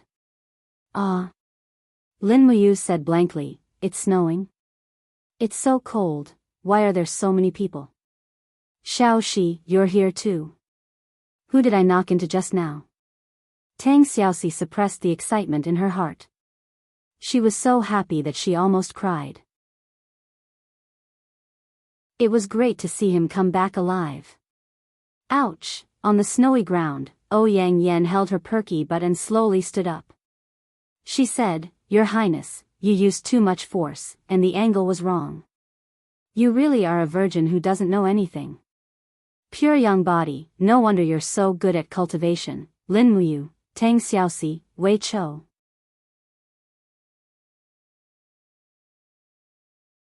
Chapter 709. Everyone is here. Lin Muyu brushed off the snow on his shoulders and said with a smile. He was still wearing autumn clothes, but it was already winter. Come. Situ Shui was meticulous. She took a leather robe embroidered with golden purple flowers from the servant and handed it to Lin Muyu.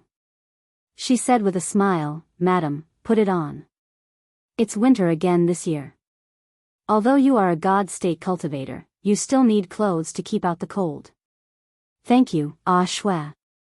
Lin Muyu accepted it gladly. She turned around and put on the robe. It was indeed much warmer. Everyone stood in the same place happily. Only Tang Xiaoxi stood alone in the snow.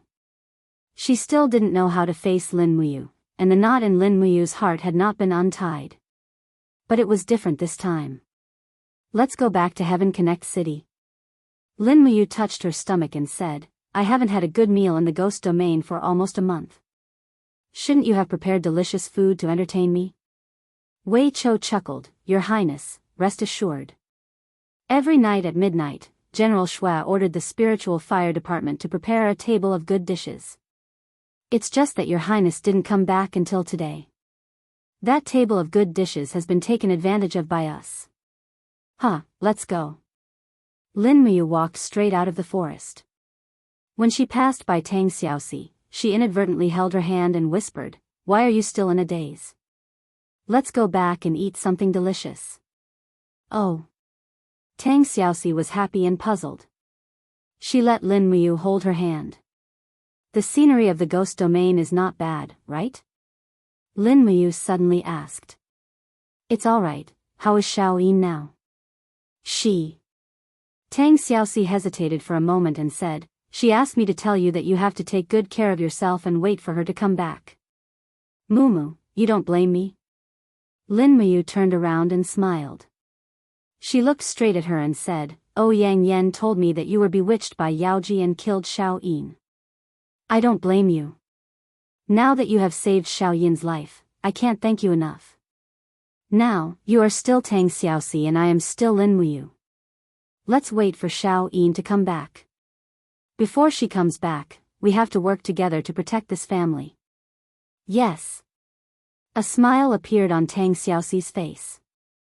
A huge stone had finally been lifted from her heart.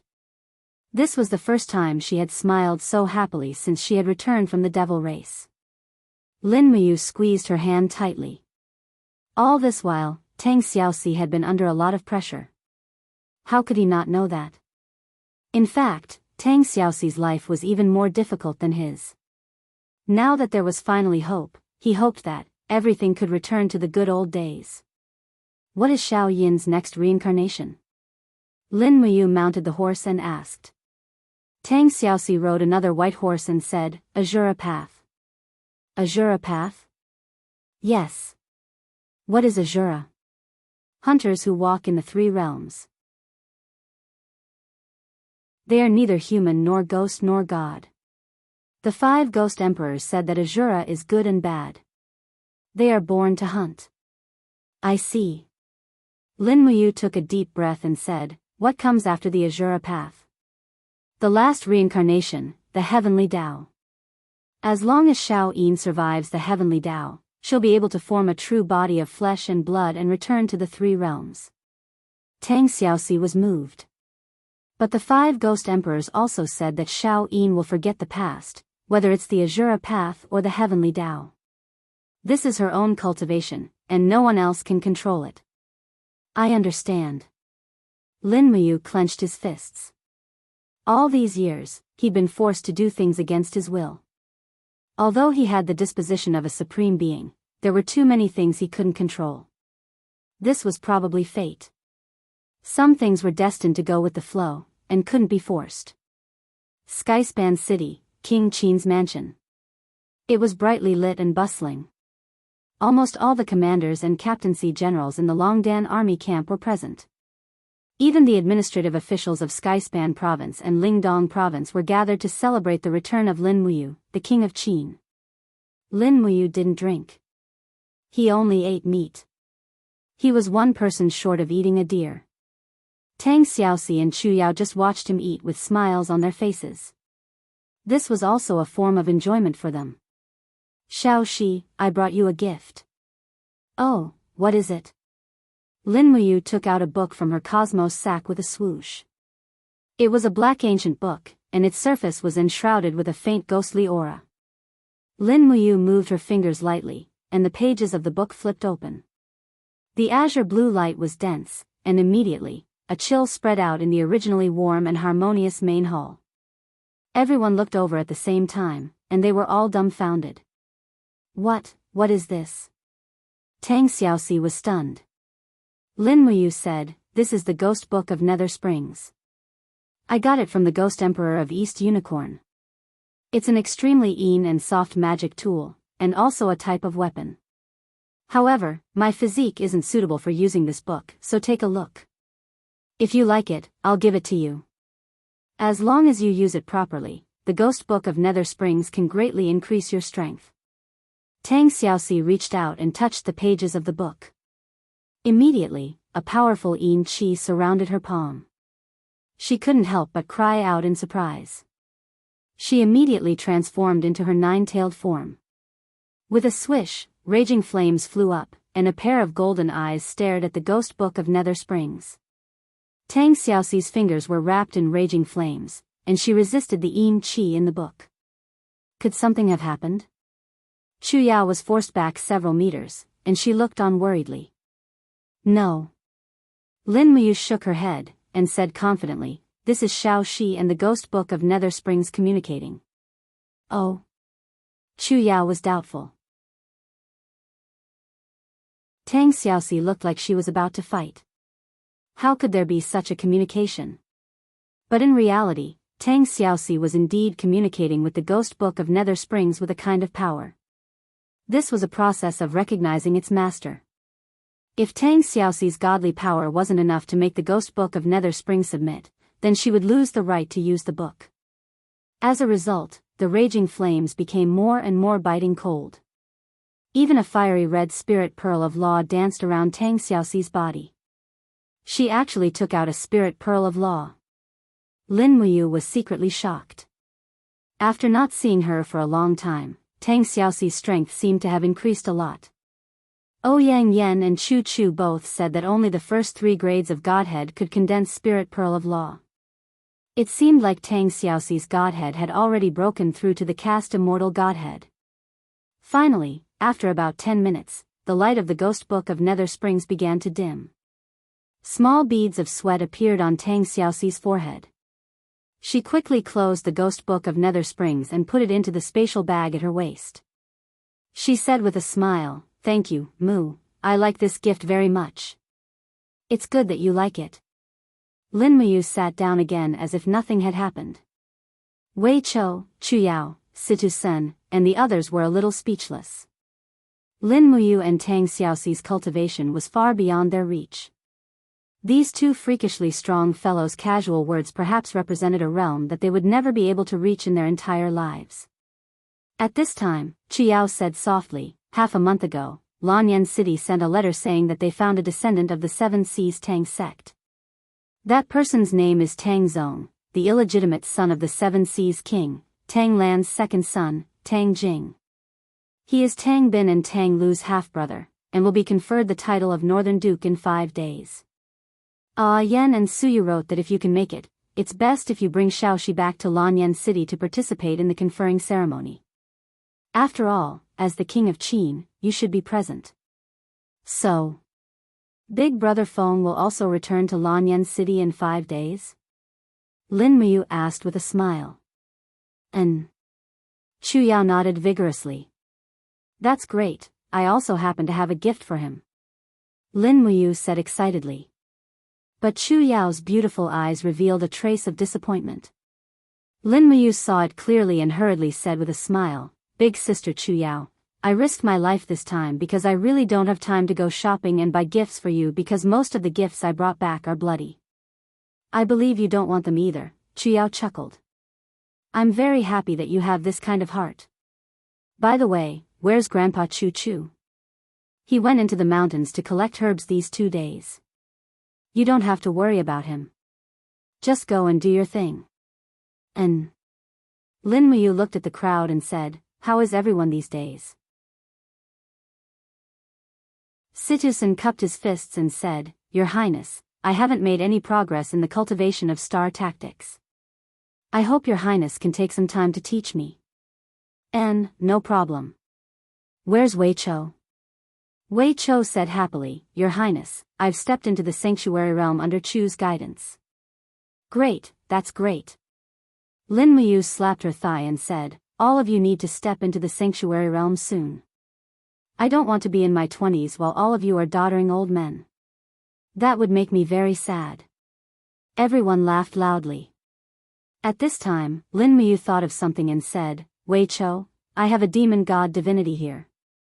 If you don't mind, I can help you refine this divinity and start to nurture the divine power in your body to speed up your cultivation. But there will be a certain degree of danger. Are you willing?" Wei Chou was overjoyed and he cupped his fists and said, "I'll listen to your Highness's arrangements." Great. Lin Muyu's idea was very simple. It was the method used by the 7 luminaries demon emperor back then. She injected a strand of divine power into a mortal's body. As long as the mortal's body could withstand it, the divine power would be very beneficial and could even help him step into the immortal state in advance. At night, the side hall was filled with a piercingly cold light. Lin Muyu took out her treasure cauldron and started refining the demon god divinity. The demon god divinity was roughly the same grade as the heavenly Tao divinity. It wasn't too strong, but with Lin Muyu's supremacy divinity, it was definitely able to suppress it. Although the refining process was difficult, it was still a success. When the sun rose, the demon god divinity had already dissipated. More than 70% of the divine power was lost. Close to 10% of the divine power was absorbed by Wei Chou and the remaining 20% was refined by Lin Muyu. When the sun rose, Wei Chou sat cross-legged on the ground. He could already guide the divine power to circulate in his body. Lin Muyu clenched her fists and waves of energy surged through her body. A total of 21 heavenly caves. So she had also broken through to the 21st heavenly cave realm. The cultivation of the immortal state couldn't be rushed. The right path was to improve bit by bit. "Many thanks, Your Highness." Wei Qiu opened his eyes and said with a face full of joy. There was a hidden divine light in his eyes. You're welcome. Lin Muyu kept the treasure cauldron and suddenly asked, Wei Qiu, how is the matter of building a naval fleet going? I and the Navy Commander Beilitsang are already working on it. However, building a shipyard costs too much money. So for the time being, the shipyard in Lanyan City is only building warships. Please rest assured, Your Highness, there won't be any battles on the sea for the time being. Those clowns from Iha Nation are not a threat at all. Don't be negligent. We must build a naval fleet that can sweep across the sea as soon as possible. Yes. Lin Muyu didn't know why she always wanted to build a naval fleet, but she just couldn't feel at ease. She had a feeling that the current Imperial Navy was like the Northern Seas Navy. Once a new enemy appeared on the sea, the Imperial Navy would not be able to withstand a single blow.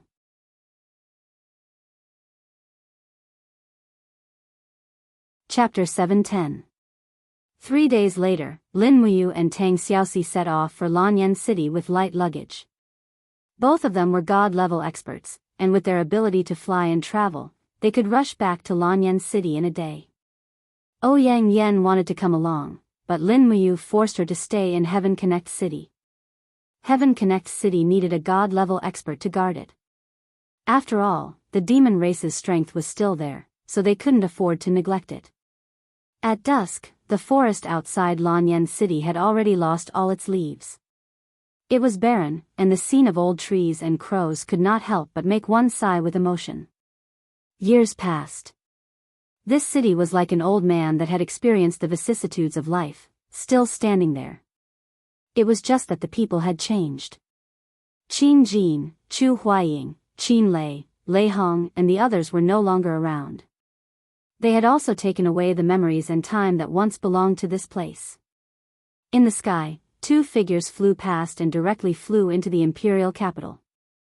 It was Lin Muyu and Tang Xiaoxi. They arrived at Zhe Tian Palace before the sky turned dark, which surprised them more or less. From Lanyan City to Heaven Connect City, it would take at least 10 days even on horseback. However, with the 2 god-level experts, it only took a day. Outside Zhe Tian Palace, the bamboo leaves were green, and the garden in the palace naturally maintained a sense of spring. Rows of royal guards walked between the pavilions with their hands on the hilts of their swords, protecting the safety of the empire. Who is it?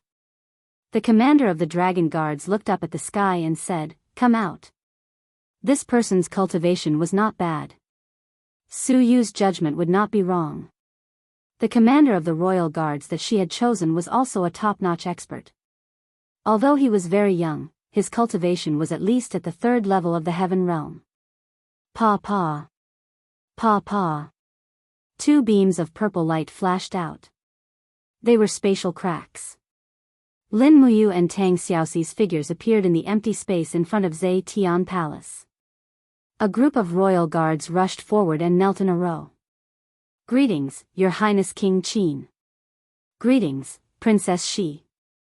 No need for formalities, please rise. Lin Muyu raised her hand and said, Bring me to Yen and Aunt Luo. Yes. After receiving the report, Qin Yen and Suyu walked straight out of the Great Hall. Qin Yen had a look of joy. Big brother, you're back.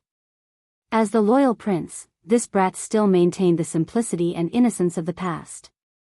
Qin Yen, who was infatuated with the cultivation of martial arts, had already stepped into the Saint Heaven realm, and was only a step away from the God realm. However, his cultivation in the art of a ruler and shrewdness was equivalent to 0. If not for Suyu assisting him, the Zhe Tian Palace would probably have changed owners in less than half a year. Lin Muyu hugged Qin Yen, the 2 of them laughing heartily. The joy of reuniting after a long time was self-evident. Subsequently, Qin Yen turned around to look at Tang Xiaoxi and cupped his fists respectfully. Qin Yen greets Princess Shi. Tang Xiaoxi helped him up. Your Highness Prince Zhong, you don't have to be so polite. Suyu smiled and said, Since the 2 of you are travel-worn, you can stay in the Zhe Tian Palace Hall. I will immediately order people to prepare dinner. Is there anything in particular you want to eat? It's fine as long as it's Zhe Tian Palace Hall's food. Lin Muyu rubbed her hands and said, it's been a long time since I've eaten in Lanyan City. Such a good opportunity is hard to come by. Don't you think so, Xiaoxi? Tang Xiaoxi nodded, feeling a lump in her throat, but she did not speak. Back then, she, Lin Muyu, and Qin Yin were all in Lanyan City, and the memories of tasting the delicacies of the Zhe Tian Palace Hall together seemed to be gone forever. Now that she returned to the Zhe Tian Palace Hall again, she felt especially upset in her heart. She really wished that Qin Yin was right in front of her, and that the people she cared about were still around. However, the affairs of the world were unpredictable, and no one could have everything go as they wished. Not long after entering the Great Hall, the loud call of an attendant came from outside the hall. The Duke of the North, Tang Zong, requests an audience. Tang Zong is here. Su Er stood up and said with a smile, Xiaoxi, he's the son of your second uncle, Tang Jin. Tang Xiaoxi nodded and smiled. Tang Lan and Tang Lu's rebellion was already something that had been hammered into an iron plate. However, the empire had not uprooted the Tang family, but had even found a branch of the Tang family's bloodline. How could Tang Xiaoxi not know how much effort they had put into this? Tang Zong walked in wearing a white robe. His expression was handsome, and he was no longer that little blacksmith from before. His eyes were extremely clear, and after entering, he knelt down on one knee. Tang Zong pays his respects to your highness, Prince Zhong. Pays his respects to Marquis Xining. Su Yu smiled. Tang Zong, there are two more people. Why don't you pay your respects? Ah. Tang Zong was startled, because he did not recognize these two people at all.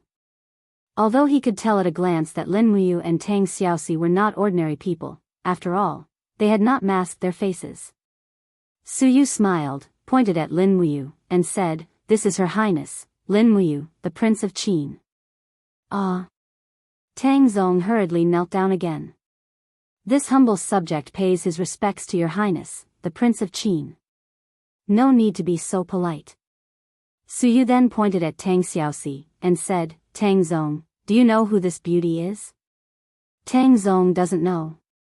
He shook his head in confusion. Su Er lightly laughed. She's your older cousin, Tang Xiaoxi. She's also your only relative in the Zhe Tian Palace. Hurry and get to know her. In the future, you'll be family. Older cousin. Tang Zong's eyes couldn't help but redden. Are you really my older cousin? Tang Xiaoxi walked up and gently stroked Tang Zong's arms, helping him up. She said, as expected. You look a lot like second uncle when he was young. Tang Zong hurriedly bowed again. Tang Zong pays his respects to older cousin. Oh, no, pays his respects to the Fuguo princess. Tang Xiaoxi giggled. Silly boy, stop bowing. Why are you bowing so much? Don't call me the Fuguo princess, just call me older cousin. Hurry and get up. Since you're here, why don't you have dinner with us tonight? Yes, older cousin. Tang Xiaoxi looked at Tang Zong's honest appearance and said with a smile, Tang Zong, from now on, you're the successor of our Tang family. I'll teach you the mental cultivation method of the Fire Fox seal. I hope that you'll cultivate well and be loyal to the empire. Don't disappoint everyone's high regard and love for you. All right. Thank you, older cousin. Tang Zong naturally knew the importance of Tang Xiaoxi's words. This was equivalent to Tang Xiaoxi acknowledging her identity as a member of the Tang clan. This was something that Tang Zong had always dreamed of. Moreover, it was publicly acknowledged that one couldn't become the master of the Seven Seas Tang sect without cultivating the Fire Fox seal. Tang Xiaoxi personally imparting the Fire Fox seal was a great honor. A little later, a winged cavalry warrior came to report, Prince Xian Feng Jixing's convoy has entered Lanyan City and is heading toward the Zhe Tian Palace. Dinner isn't ready yet. Big brother Feng has finally made it in time for dinner. He's really in a hurry. Lin Muyu smiled. Tang Xiaoxi smiled and said, Mu, should we go and welcome General Feng? Lin Muyu nodded. Seeing that Tang Xiaoxi didn't harbor any hatred toward Feng Jixing, he felt at ease. After all, the 100 traders from the Tang clan, as well as Tang Lu, were all killed by Feng Jixing. If Tang Xiaoxi hated Feng Jixing, there was nothing wrong with that.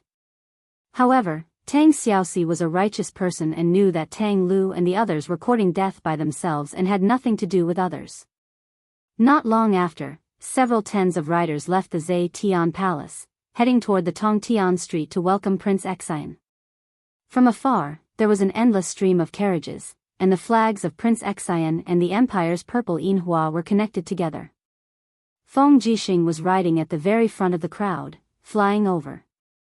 When he saw Lin Muyu from afar, he could not help but let out a hearty laugh and say, You're really early.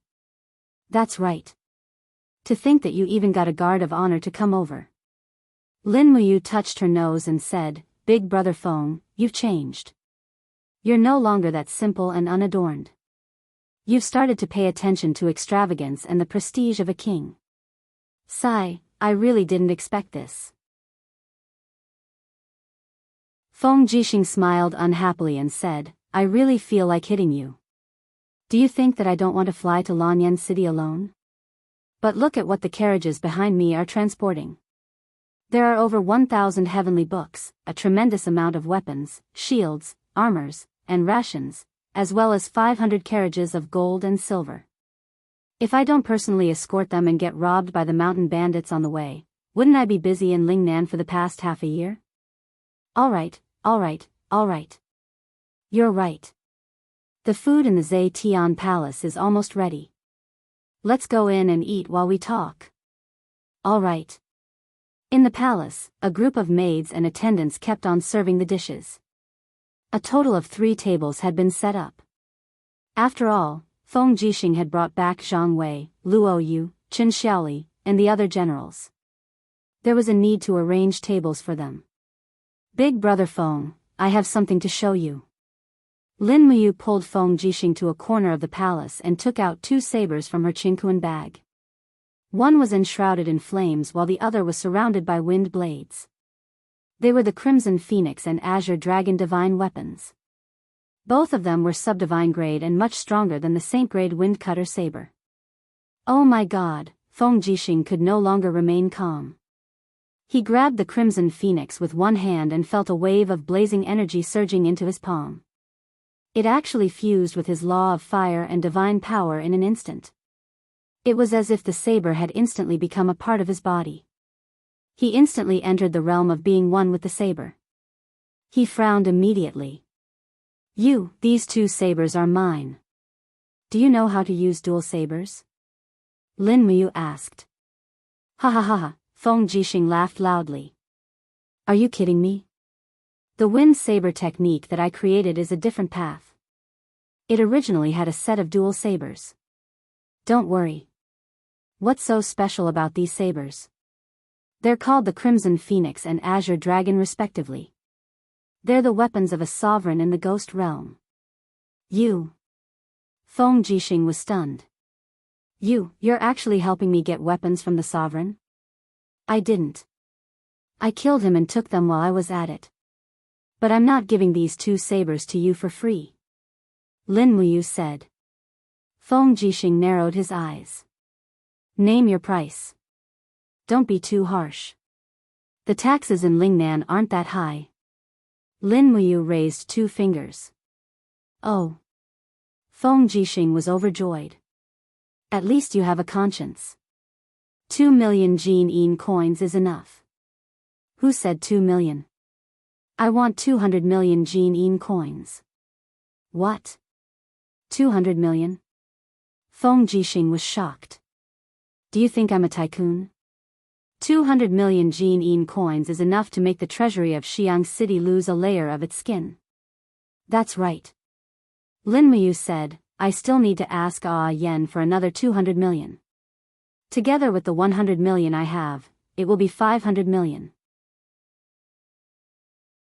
Why do you need 500 million Jin coins? Feng Jixing was stunned. To build a dock in Lingdong province and build fortress ships and warships. Feng Jixing fell silent. But he knew that Lin Muyu's knowledge was definitely outstanding even on the continent. He nodded and said, "All right, no problem. The Jin Yin coins will arrive in Winterfrost City next month. Just let me know if you need anything else. Craftsmen, people who know how to build ships. Okay, I'll do my best."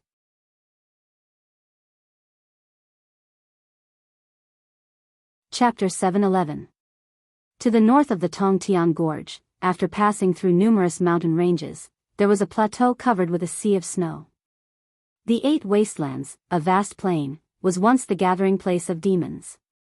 However, the climate of the Eight Wastelands was very harsh.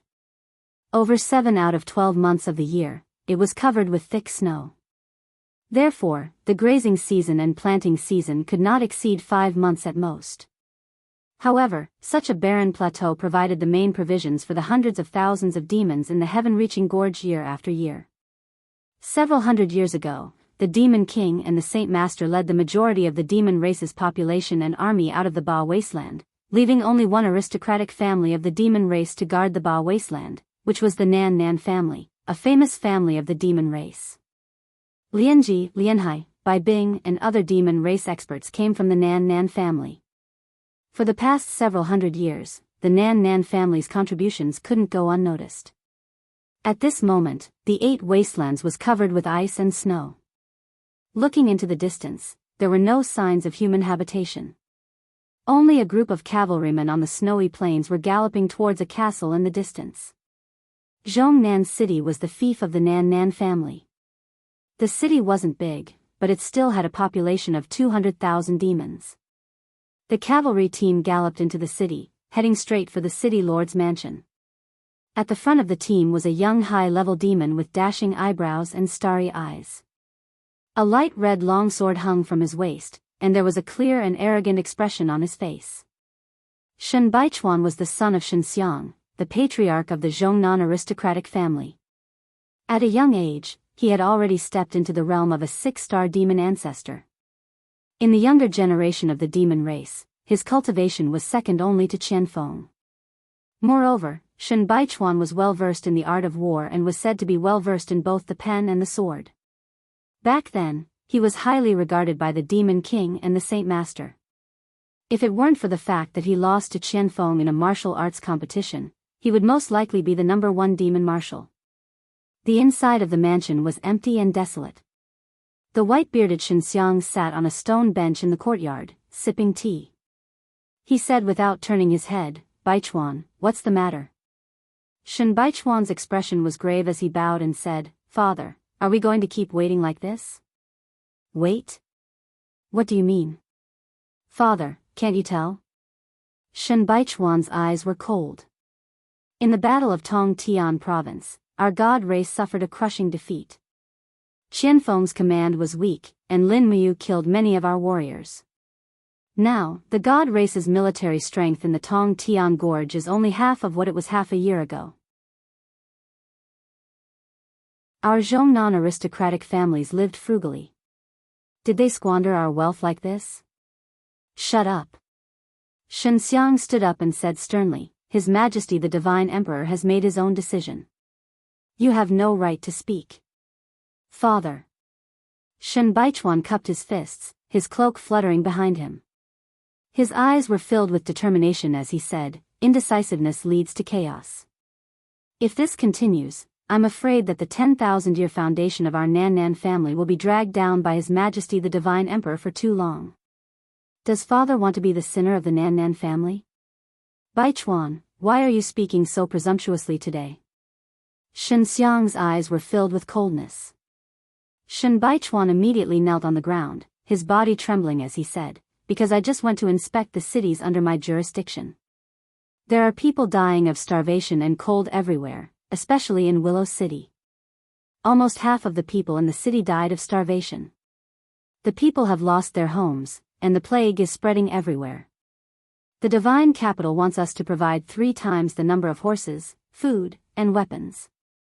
If Father agrees, I'm afraid the Nan Nan family will be finished." Shen Xiang squinted his eyes and asked, "What do you want to do?" Shen Baichuan gritted his teeth, I hope Father can let me go to Tong Tian Gorge. I want to see His Majesty personally and ask him to change the overall strategy. Defending Tong Tian Gorge will only cause our god race to lose again and again. Ever since Qianfeng married Her Highness Jing, he has been living like a prince. He's no longer as wise as he was in the past. If we let Qianfeng lead the god race's army, I'm afraid it will lead to the destruction of our god race. Then how do you think the god race should defend against the enemy? The Empire's demonic crystal cannons are very powerful. They have a long range and great power. Even if they are not accurate enough, they are still very terrifying. They can dominate the entire battlefield. The energy of the Tong Tian Gorge is getting weaker day by day. As long as the Empire gathers enough demonic crystal cannons, they can blast the Tong Tian Gorge open and advance into the Tong Tian Gorge step by step. The narrow terrain of the Tong Tian Gorge is not conducive for large armies to fight. It's very difficult to use the roundabout strategy. Once the humans transport the demonic crystal cannons in, the Tong Tian Gorge will become the burial ground of hundreds of thousands of god race warriors. So, Shen Baichuan took a deep breath. His eyes were full of wisdom as he said, if I were the commander, I would order the god race to retreat from the Tong Tian Gorge, give up the god's capital and enter the 8 wastelands. We will retreat in order to advance. We will disperse the armor demons and form an alliance with the northern desert tribes from the north. We will break through the northern gate of the Empire's Cloud Province and attack the Empire's army from the plains. As long as we get the Cloud Province, we will have the capital to continue to compete with the humans. Father, as the saying goes, water is unpredictable and soldiers are unpredictable. If we are trapped in the Tong Tian Gorge, it will only lead to our destruction. That's all I have to say. Father, please judge the situation. Shen Xiang sat on the stone stool again. The cold stool made his buttocks feel cold. After a while, Shen Xiang said, why do you think that His Majesty the God Emperor will appreciate you and give you the title of Marshal? Because, Shen Baichuan smiled and said, because Zhongnan family has 100,000 cavalrymen in the 8 wastelands. These 100,000 cavalrymen can protect His Majesty. If His Majesty doesn't retreat into the 8 wastelands, then our 100,000 cavalrymen can't provide such protection for His Majesty. Shen Xiang was startled. Baichuan, what do you mean by that? What I mean is very clear. If Feng Yuan can become the god race's emperor, then Shen Xiang can also become the god race's emperor. If Feng Yuan is stubborn, then he can no longer be the god race's emperor. Shen Xiang pondered for a long time before he waved his hand and said, I'm tired, I'm going to sleep for a while. Baichuan, you decide everything yourself. This is the Zhongnan family's golden seal, you have to use it properly. With that, Shen Xiang stood up and walked shakily to his room. 2 graceful maids hurriedly came out to welcome him. On the other hand, Shen Baichuan's gaze was fixed on the stone table. There was a small and exquisite golden seal on the table. This golden seal was the symbol of the highest authority in the entire Nan aristocrat clan. It was the tiger seal that could mobilize 100,000 cavalrymen. Immediately, Shen Baichuan's heart pounded violently. He was actually so close to the highest authority. Wasn't this the day he had been dreaming of? His palm covered the golden seal's handle. Even the golden seal still had Shen Xiang's warmth. Father, just watch. I will definitely revive the god race. 100 miles west of Lanyan City, an ancient city pass stood between the plains and the endless forest. It was the demon-subduing pass, a pass that had existed for a long time. It was the existence of the demon-subduing pass that prevented the millions of demons from invading the east and ensured the long-term peace of Lanyan City. During the 4 years that Tang Xiaoxi had been in a coma in the Tongtian Gorge, the demons had repeatedly caused trouble at the pass. As a result, the Zetian Palace had ordered to increase the number of Marquis Jinshi's soldiers to 150,000. At the same time, the demon-subduing pass had been expanded to become a huge pass that could accommodate 150,000 soldiers. From the east of the pass, a man and a woman were walking side by side. They weren't walking fast, but they weren't slow either. "Sergeant, look, someone is coming over there." A young soldier stood up and pointed into the distance. Under the battlement, the sleepy middle-aged sergeant rubbed his eyes and glanced outside the wall. He couldn't help but frown and said, "That's strange. The demon-subduing pass is so desolate. The demon-subduing pass is full of demons who eat people without spitting out their bones. Who would come to the demon-subduing pass? Could it be that they are poachers who want to hunt spirit beasts in the endless forest? It doesn't look like it, sir. The leather robes that they are wearing seem to have the Qin clan's purple Yinhua emblem." "Ah." The sergeant squinted his eyes and took a closer look. He couldn't help but tremble. "Oh my God, that man is wearing 3 golden general stars and is wearing a noble battle robe. Could he be one of the 3 kings? Also, sir, that woman is wearing a princess robe. I've seen Princess Tang Wei in Lanyan City. She was wearing the same robe. Then, they must be His Highness Prince Qin and Princess Tang Xiaoxi. Ah. It can't be. Is it His Highness Prince Qin who has become a god?" At this moment, Lin Muyu and Tang Xiaoxi had arrived at the bottom of the city. They leaped up and easily flew above the city. Tang Xiaoxi looked at the dumbfounded soldiers who didn't know whether they should shoot their arrows or not. She smiled and said, "Don't just stand there. Go and inform Lord Tangjin that Tang Xiaoxi and Lin Muyu are here." Yes, yes. A captaincy was overwhelmed by the favor and scrambled down the pass. Not long after, a martial artist wearing a silver battle robe sprinted down the cold stone steps. It was Tangjin. When he saw Lin Muyu and Tang Xiaoxi in the air, Tangjin's body trembled. He knelt down on one knee and cupped his fists. "Subordinate Tangjin greets His Highness Prince Qin and Princess Shi. No need to stand on ceremony." Tang Xiaoxi floated down and held Tangjin's arms. She smiled and said, "You've worked hard guarding the demon suppression pass for so many years." "Not at all." Tangjin said with some bitterness, "Princess Shi, you're finally back." Because Ling Hu Yen hasn't seen Princess Shi for too long, he thinks that the Empire has harmed you, so he has repeatedly violated the border. These years, the demon suppression pass has been in constant war.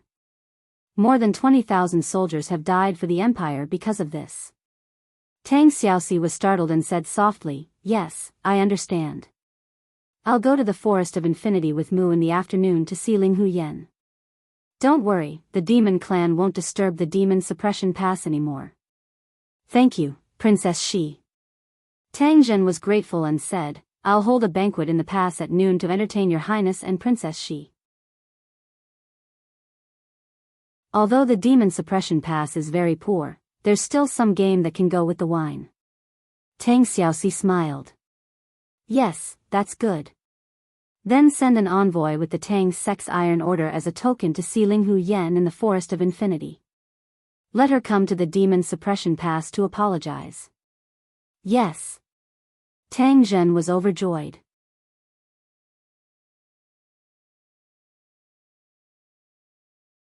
Chapter 712. On a winter afternoon, Lin Muyu and Tang Zhen hadn't seen each other for a long time. Moreover, they were in a bitter and cold place like the demon suppression pass, so they drank a few more cups of wine and were slightly tipsy. Standing side by side with Tang Zhen on the demon suppression pass, they gazed at the Forest of Infinity. The highest point of the demon suppression pass was at least 50 meters tall and was the tallest building in the Forest of Infinity. The view was extremely wide, and they could see more than half of the Forest of Infinity. "Your Highness, look, how beautiful these mountains and rivers are." Tangjin gazed at the white snow in the distance, his face full of drunkenness. Lin Muyu couldn't help but point at the mountains and rivers, saying, "Although it's difficult, these mountains and rivers are gradually being incorporated into our territory. If the Qin Empire can be unified, you and I will both be heroes." Tangjin smiled, "I don't ask for any achievements, I just want to stand in this world and not let anyone down." "Your Highness, you've been fighting all these years, it's really been hard on you." "What hard?" Lin Muyu laughed self-deprecatingly, "It's just like what you said, using war to stop war, to pacify the world, so that the people don't have to suffer the pain of war. All I want is to have a clear conscience. For 10 years. I've been fighting and killing, but I have a clear conscience. Those I've killed are those who deserve to be killed. Tang Zhen was stunned for a moment, then said, I'll be fair. If Great Qin didn't have you, Lin Muyu, I'm afraid the chaos would continue for another 20 years. Xiang Yu, the Duke of Southern, killed 1 million people to save a city. That's an ambitious and ruthless person. Your Highness, you killed 1 person to save tens of thousands. That's a hero. The eyes of the world are bright, and they will see it very clearly. Lin Muyu laughed under the cover of her drunkenness and said clearly, if I had a choice, I wouldn't want to kill a single person. Who doesn't want to live a peaceful life? If I could choose, I'd rather plant 10 miles of peach blossoms and stay with the person I like.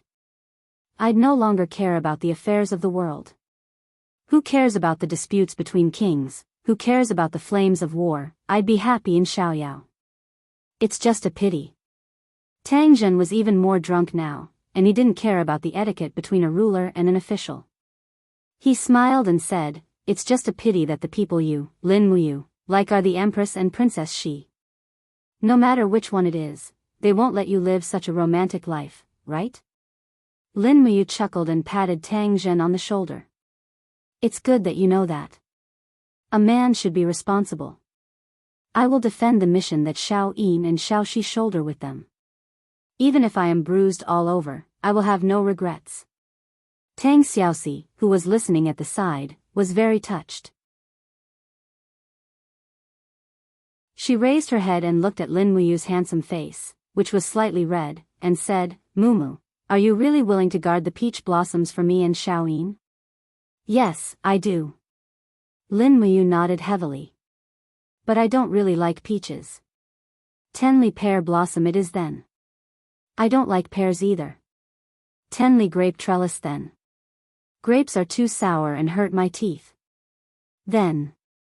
Lin Muyu was about to cry. Great aunt, what do you like to eat?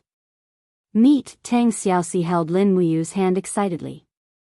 Mu, after Xiao Yin returns and becomes successful, how about we go to the dragon forest to be hunters? Cloud deer meat for breakfast, mountain pork for lunch, and bear paw for dinner. What a wonderful life. Aren't you afraid of getting fat? Lin Muyu was helpless. Tang Zhen smiled and said, Your Highness, don't forget that foxes eat meat. Humph. Tang Xiaoxi glared at Tang Zhen. You are siding with an outsider. Tang Zhen, are you still a member of the Tang family? Yes, how can I not be? Tang Zhen grinned and said, Your Highness, I heard that you have met the illegitimate son of second master Tang Jin, Tang Zong, in Lanyan City? Yes, I have. It's a pity that I have to guard the demon subduing pass. Otherwise, I would like to go back and pay my respects to this Duke of Jinbei, the new master of the Seven Seas Tang sect. It's fine. After we meet Ling Hu Yen, you can naturally go back and see Tang Zong. Yes. Lin Muyu wanted to say something but stopped herself. Actually, everyone knew that although Tang Zong had been conferred the title of Duke of Jinbei, he was nothing compared to the 4 dukes, Wei Chou, Xiang Yu, Xing Yifan, and Luo Xian. First of all, Tang Zong's military strength was extremely limited. The power of life and death in the Seven Seas province was concentrated in the hands of Zhe Tian Palace. But overall, it was still a good thing. After all, there was still a seedling left for the Seven Seas Tang sect. In truth, there were simply too many seedlings that wanted to find the Tang sect. Tang Lu and Tang Tian were both hedonistic young masters who had harmed many young girls among the common people when they were alive. If Xiao Han from the Fire Sparrow Division sent people to investigate, he could find at least 100 of them. But Lin Muyu couldn't be bothered to do such a strenuous and unrewarding thing. Since Qin Yin had chosen Tang Zong when she was alive, then so be it. In any case, this fellow was honest and kind. Fortune favors fools, and he would not incite Xing Yifan's jealousy and be killed. At this moment, the sound of hooves and conch horns came from afar. The demons from the endless forest had arrived. The horse's hooves made a rustling sound on the snowy ground. Ling Hu Yen was dressed in a white robe. Her hair was elegantly coiled into a golden crown, and resplendent white diamond earrings swayed beside her ears.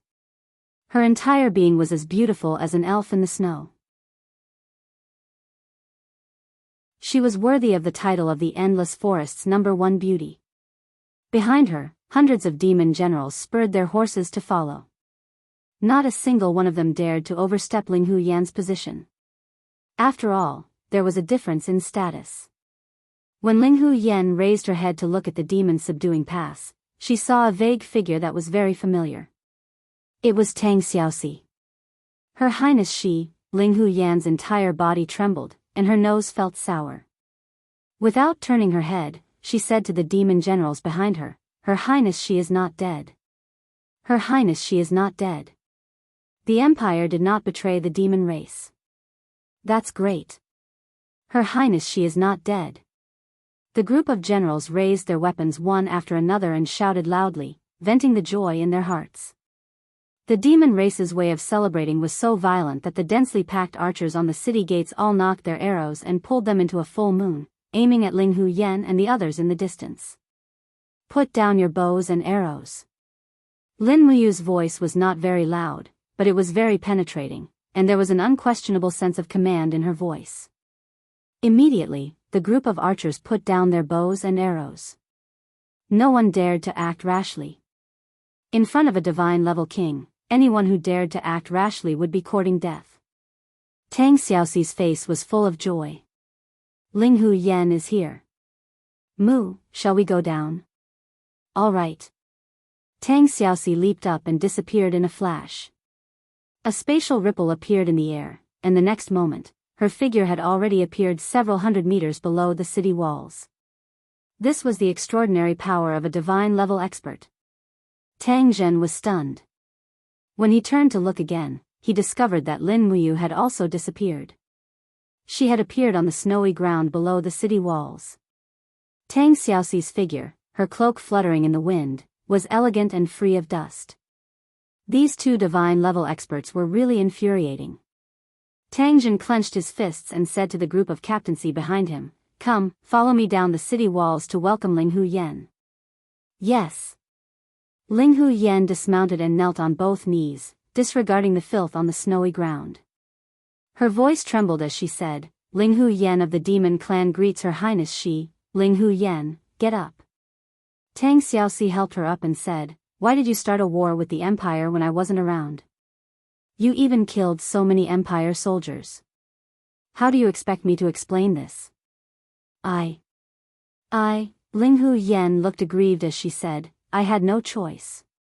Princess She suddenly disappeared from the world. Princess She's grandfather committed suicide in Hundred Ridge City and died for the country. Her brother, Tang Lu, lost his military power in Seven Seas Pass.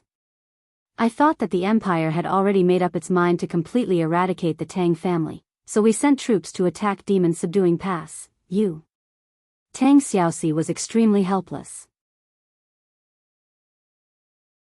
"I asked you to be loyal to the Empire, not to the Tang family.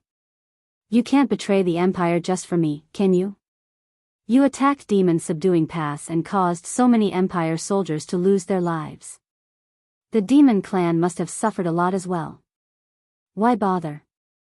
"But Ling Hu Yan still wanted to argue. But Lin Muyu persuaded her, "Shao Shi, Ling Hu Yan is confused because of her concern. Don't blame her anymore." Alas, Tang Xiaoxi sighed helplessly. The demon clan was always a double-edged sword. They could protect Lanyan City, but they could also deal a fatal blow to Lanyan City. No matter what, she was duty-bound. At this moment, Tang Zhen and the others rode over and dismounted to salute. After the salute, Tang Zhen glanced at Ling Hu Yan and said, "Ling Hu Yan, you really made us suffer. I fought side by side with you, but in the blink of an eye, you don't recognize us anymore." Ling Hu Yan pouted and said, "Lord Tang Zhen didn't give way either. Your ballistae and magic crystal cannons also intimidated our demon clan warriors." Tang Xiaoxi said, "Now that I'm here, you two should stop fighting, okay? Just give me, Tang Xiaoxi, some face. Lin Muyu saw some clues and asked with a smile, Ling Hu Yen, you are still unmarried, right? Yes, Your Highness, do you want to introduce me? Ling Hu Yen giggled. Lin Muyu nodded and looked at Tang Zhen, asking, Marquis Zhenxi, you are also unmarried, right? Tang Zhen touched his nose and said, yes, I am still alone. When Your Highness is with the princess, you don't care about my feelings at all. Alas. Lin Muyu smiled and said, Ling Hu Yen, what do you think of Tang Zhen? Ling Hu Yen was stunned and instantly understood that Lin Muyu wanted to be a matchmaker. She glanced at Tang Zhen and pouted, saying, he is ugly, but he is not bad. Lin Muyu smiled knowingly and said, Tang Zhen, what do you think of Ling Hu Yen? Your Highness, Ling Hu Yen is the most beautiful woman this subordinate has ever seen, second only to Her Highness Qin Yin and Princess Shi. That's good. Since the two of you don't reject each other, and you're both single, why don't I be the matchmaker? The two of you should get married. It'll be the best of both worlds. Apart from accomplishing a beautiful thing, it'll also guarantee the eternal peace between the demon subduing pass and the demon race. This, what, you don't want to? No, this subordinate is willing. Tang Zhen cupped his fists and revealed a happy expression, this subordinate will listen to Your Highness's arrangements. Tang Xiaoxi smiled and asked, Ling Hu Yen, are you willing to marry Marquis Zhenxi Tang Zhen? Ling Hu Yen immediately blushed and said, if you have something to say, just say it. I originally thought that Your Highness she would marry Lin Muyu and I would be a dowry, a concubine or something. I didn't think that Your Highness she would value this servant so much. Lin Muyu wanted to die and said, how can your imagination be so rich? I don't take concubines. Ling Hu Yen smiled and said, since Your Highness Prince Qin doesn't want me, then I can only marry Marquis Zhenxi. Tang Zhen was overjoyed. A beautiful wife with a voluptuous figure had fallen from the sky, how could he not be happy? That night, the demon subduing pass set up 200 tables on the snowy ground outside the pass and held Tang Zhen and Ling Hu Yan's wedding with great fanfare. Moreover, Prince Qin and Princess Fu Guo were the witnesses.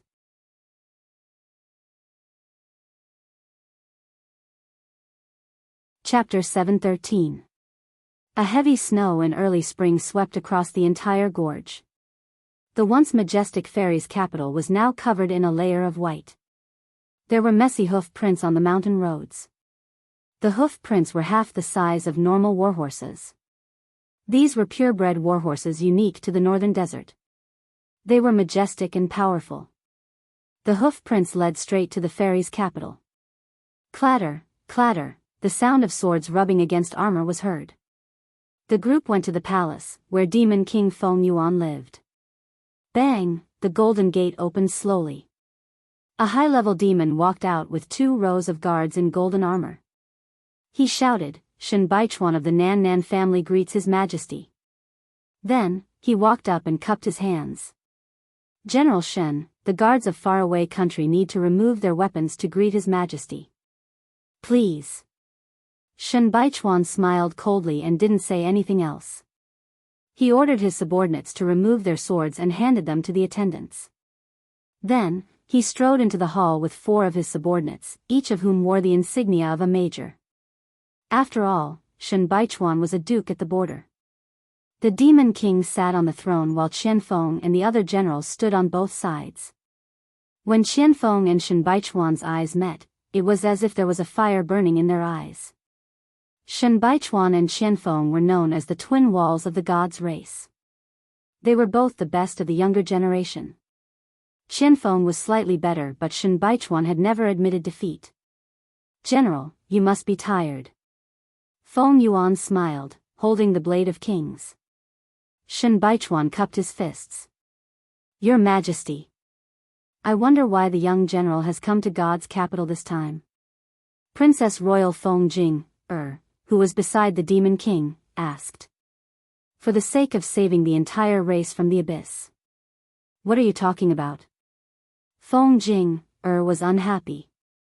The gods' race has been in the fairies' capital for thousands of years. How come we're in the abyss now?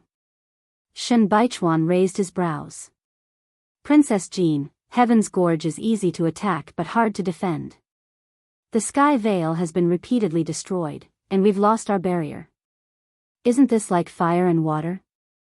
The human empire has stationed 200,000 elite soldiers at the front line of Sky Bridge City, and nearly 1,000 magic crystal cannons are eyeing us covetously. They may break through the southern gate of our Protoss race at any time. Does this count as being close to the abyss? You. Feng Jing gritted her teeth, but she didn't know how to refute. Feng Yuan's expression was calm, and he didn't show anything. He only smiled. General, you've been reading military books for a long time, so you must have extraordinary foresight. Since you've come to the fairies' capital, tell me, what do you think? Shen Baichuan cupped his hands and said, the Qin Empire only relies on the magic crystal cannons. Your Majesty, you can imagine that Wei Chou has led the Longdan army camp to operate in the Sky Bridge province for a long time. He's very experienced in both defense and offense. If we fight a positional battle with the Qin Empire, we'll definitely lose with their magic crystal cannons and battle formations.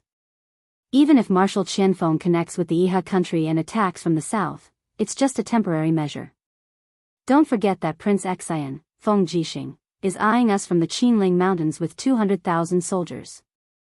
As long as the Iha country attacks from the coast, they might be wiped out by Feng Jixing before they can even see the flag of the Longdan army camp.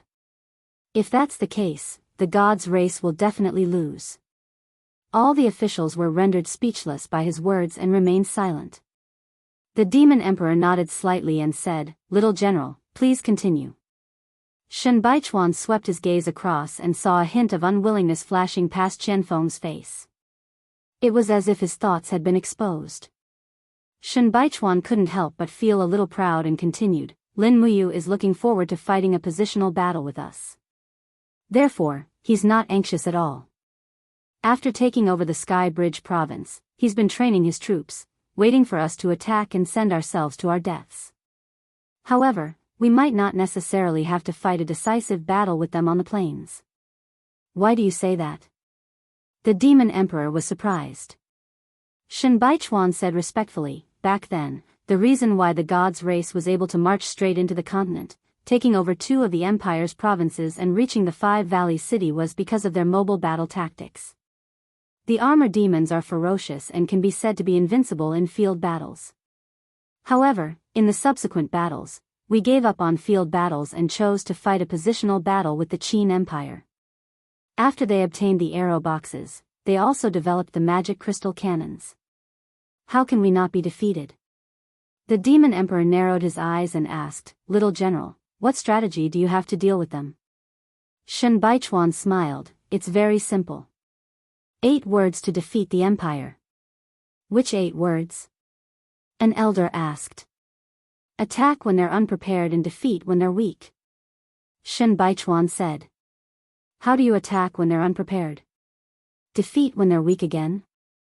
Feng Jing saw that Qianfeng was being pressured step by step. She hurriedly spoke to help Qianfeng regain some face. Shen Baichuan said, in order to completely destroy the divine race, the Qin Empire has gathered almost all of their magic crystal cannons in the Tongtian province. As for the other provinces, even the capital cities only have dozens of magic crystal cannons as decorations. In that case, why don't we turn our army around and retreat to the 8 wastelands? Then, together with the barbarian tribes of the northern desert, we can attack the Cloud Province from the northern snow region. The Cloud Province is guarded by Duke Luo Xian of the Northern Kingdom. He has no more than 200,000 soldiers and less than 100 magic crystal cannons. This year is a cold spring, and there will be another heavy snowfall before March. This snow is our chance to turn defeat into victory. All 200,000 armor demons will be divided into 20 groups and we will attack the Cloud Province under the cover of the snow. Together with the spies we have been operating in the Cloud Province for many years, we won't have to worry about Twilight Rain City. Feng Jing bit her red lips and was speechless again. What do you think? What do you think? Shen Baichuan asked with a stern expression. The group of old officials nodded their heads and seemed to have no other ideas. At this moment, Qianfeng suddenly slammed his palm on the table beside him and said in a low voice, "Nonsense. You're just an armchair strategist." "Oh." Shen Baichuan smiled and said, "Why does Marshal Qianfeng think that I'm just an armchair strategist?" Qianfeng's eyes were cold as he said, "First, if there is another heavy snow, the food for the 200,000 armor demons will be the biggest problem.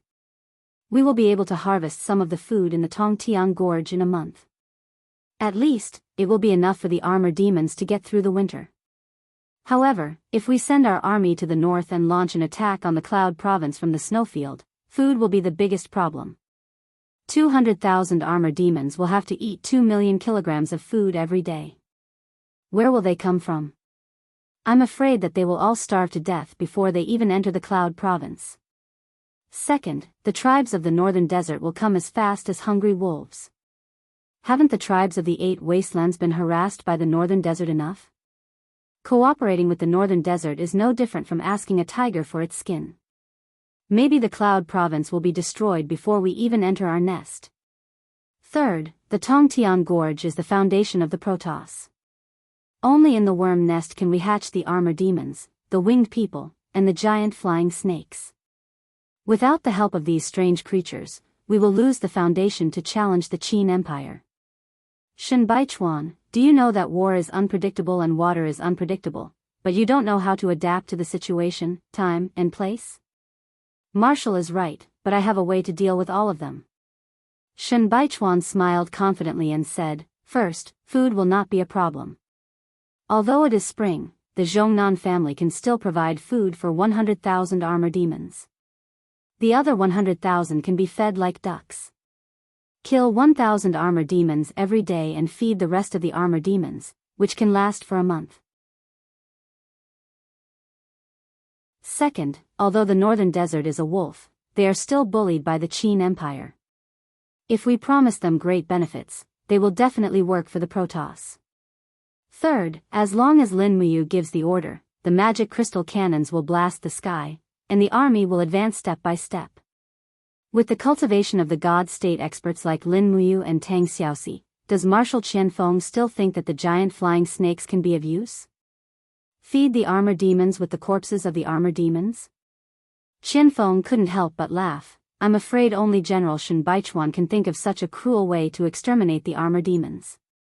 The armor demons are beasts, why not? As the saying goes, the merciful do not lead the army. Marshal Qianfeng should understand this, right? Shen Baichuan did not budge an inch and sneered, no wonder the marshal lost to Lin Muyu time and time again. Qianfeng trembled with anger. Shen Baichuan, do you want the entire Protoss to be consigned to eternal damnation? No, I will only let the Protoss become the masters of the shattered cauldron world again. Shen Baichuan turned around and looked at the demon emperor. He knelt down on one knee and raised a golden seal in his hand. Your Majesty, the Zhongnan family's golden seal is here. As long as your Majesty agrees, Shen Baichuan is willing to lead the 100,000 cavalrymen of the Zhongnan family to regain the lost territory for your Majesty. However, we cannot use Marshal Qianfeng's strategy anymore. The Marshal is merciful and doesn't want blood to be spilled. Naturally, he can't contend with famous generals like Lin Muyu, Feng Jixing, and Xiang Yu. Feng Yuan took a deep breath. He naturally knew that other than the 200,000 armor demons under Qianfeng's command, the 100,000 cavalrymen of the Zhongnan family was the most reliable. Thus, he asked, "Young general, where are the 100,000 cavalrymen of the 8 wastelands defending?" "They are at the 8 wastelands, waiting for your Majesty to dispatch them." Shen Baichuan lowered his head. What he meant was that if Feng Yuan didn't withdraw from the Tongtian Gorge, the 100,000 cavalrymen wouldn't be dispatched by Feng Yuan. "Qianfeng," Feng Yuan suddenly called out. Qianfeng hastily cupped his fists and knelt on the ground. "Imperial Father, Qianfeng is here." You. Demon King's eyes flickered. "Very well. Someone, give the other commander's seal to Shen Baichuan. From now on, Shen Baichuan and Qianfeng will be the commanders of the divine race. Shen Baichuan will command the 100,000 cavalrymen of the 8 wastelands, while Qianfeng will command the 200,000 armor demons. That's it. Shen Baichuan's face was full of joy as he took the commander's seal. Thank you for your kindness, Your Majesty, but... Your Majesty, if you want me to attack the Cloud Middle Province, I'll need an army of 100,000 armor demons. Additionally, I'll need 10 giant flying snakes. In your dreams. Qianfeng's voice was cold. I won't hand over the armor demons to an unscrupulous person. Shen Baichuan only snickered, but didn't say anything. Feng Yuan opened his mouth. Qianfeng, cede the military power according to Commander Shen's request. Our divine race needs a way out. The Tongtian Gorge is so narrow, it's not a good place to stay for long, Imperial Father. Qianfeng raised his head to look at Feng Yuan, only to see that Feng Yuan's face was old. Feng Yuan was an old man. Even after stepping into the God realm, he still began to grow old. He had long lost his original ambition.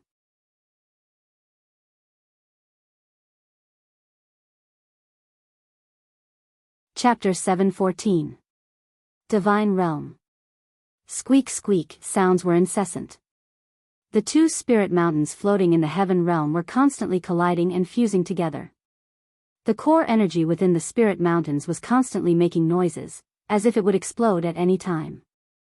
Swish swish swish, streaks of white light descended and converged into the figures of battle angels. They were all dressed in the same attire and equipment. They were clad in silver armor, and wings of light slowly unfurled behind them. Among them, a female angel with 6 wings and a sword of light in her hand stood quietly in the air above the two spirit mountains. She was silent and just looked at them. Her emotionless eyes flashed with an enchanting brilliance. Her skin was smooth and her facial features were exquisite. She was an absolute beauty. Shi Yan, one of the 6-winged scorching angels, and one of the highest authorities of the Western Heaven realm. A 4-winged angel flew in the air and said respectfully, Lord Angel Shi Yan, the two spirit mountains have begun to fuse, and the plain walls have disappeared. They can no longer be separated. Damn it, Shi Yan frowned slightly and said, have the people from East Heaven arrived? They have. They have been guarding the other spirit mountain. At the request of the Western Heaven realm, although the 7 luminaries Demon Emperor did not come personally, he sent his most trusted God Emperor, named Xiao. Humph. The light on the blade in Shi Yan's hand soared and said, the people from East Heaven are so arrogant. They actually want us to wait for them here? At this moment, the energy in the space suddenly became chaotic. Pa, a spatial crack appeared in front of them. In the next moment, a beautiful figure floated out of the spatial crack. It was Xiao. With the appearance of Xiao, spatial cracks opened in the east, and in the blink of an eye, nearly 100 experts with at least the cultivation of God King appeared one by one, confronting the angel legion of the Western Heaven realm again. What, do you want to continue fighting? Shi Yan raised her eyebrows. Xiao sneered, if you want to fight, the Eastern Heaven realm will accompany you to the end. I'm just afraid that you don't have enough 4-winged angels to kill. If you send 2-winged angels to die, then we, the Eastern Heaven, can't afford to lose face. What did you say? Shi Yan's gaze turned cold, and a faint killing intent spread out like an avalanche. For a moment, a group of Eastern Heaven realm gods were aghast. This was the first time they had seen a blazing angel-level expert from the Western Heaven realm.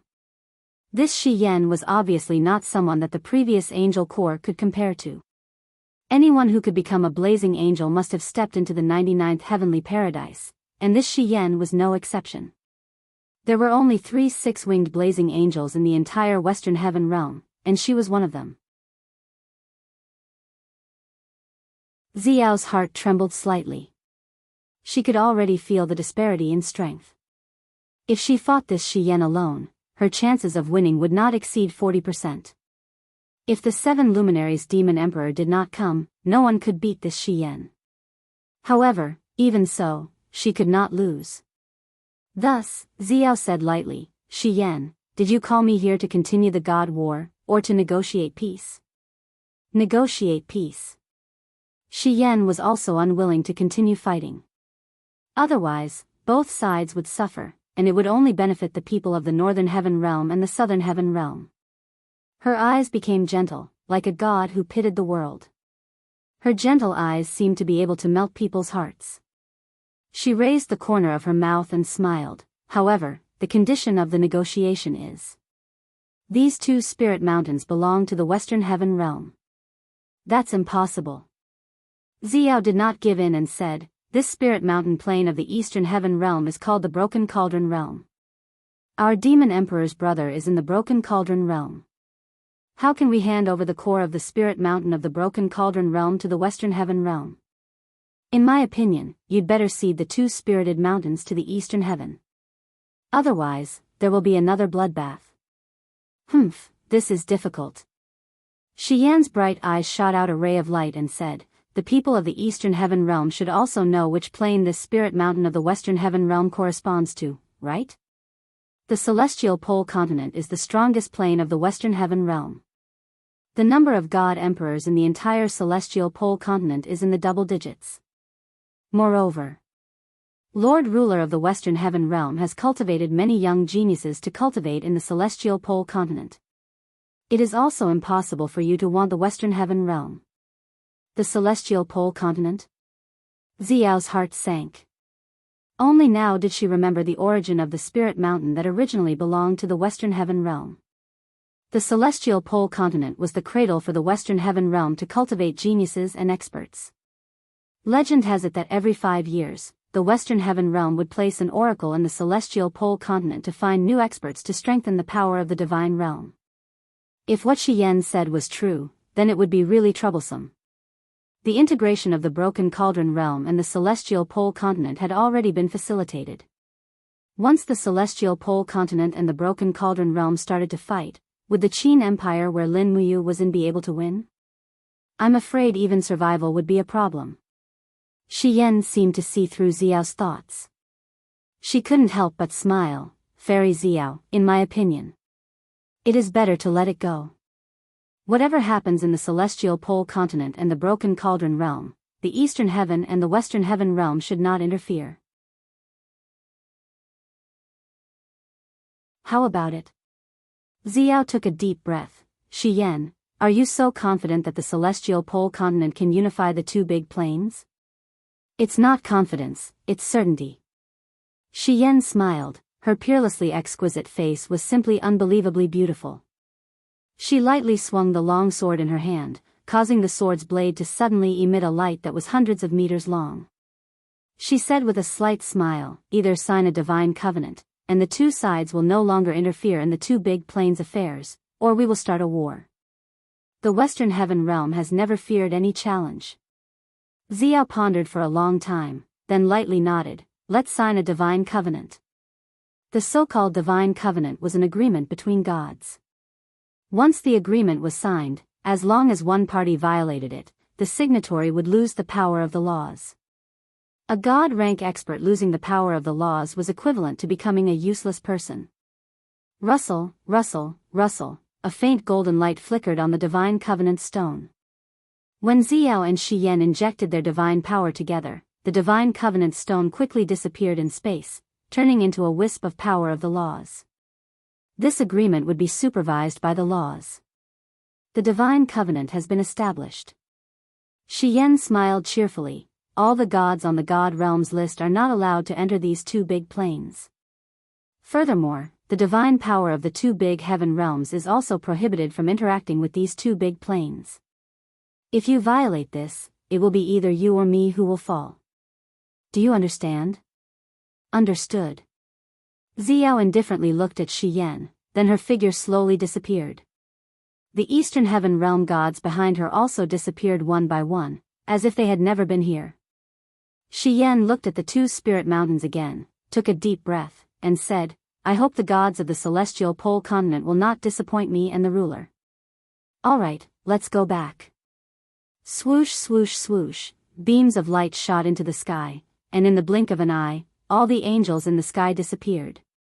The two spirit mountains still remained in the sky, as if nothing had happened. What? In the palace in East Heaven, the 7 luminaries' demon emperor's astonished voice sounded. the Shattered Cauldron Realm and the Celestial Pole Continent have really merged. You even signed a divine covenant with Xian? Yes.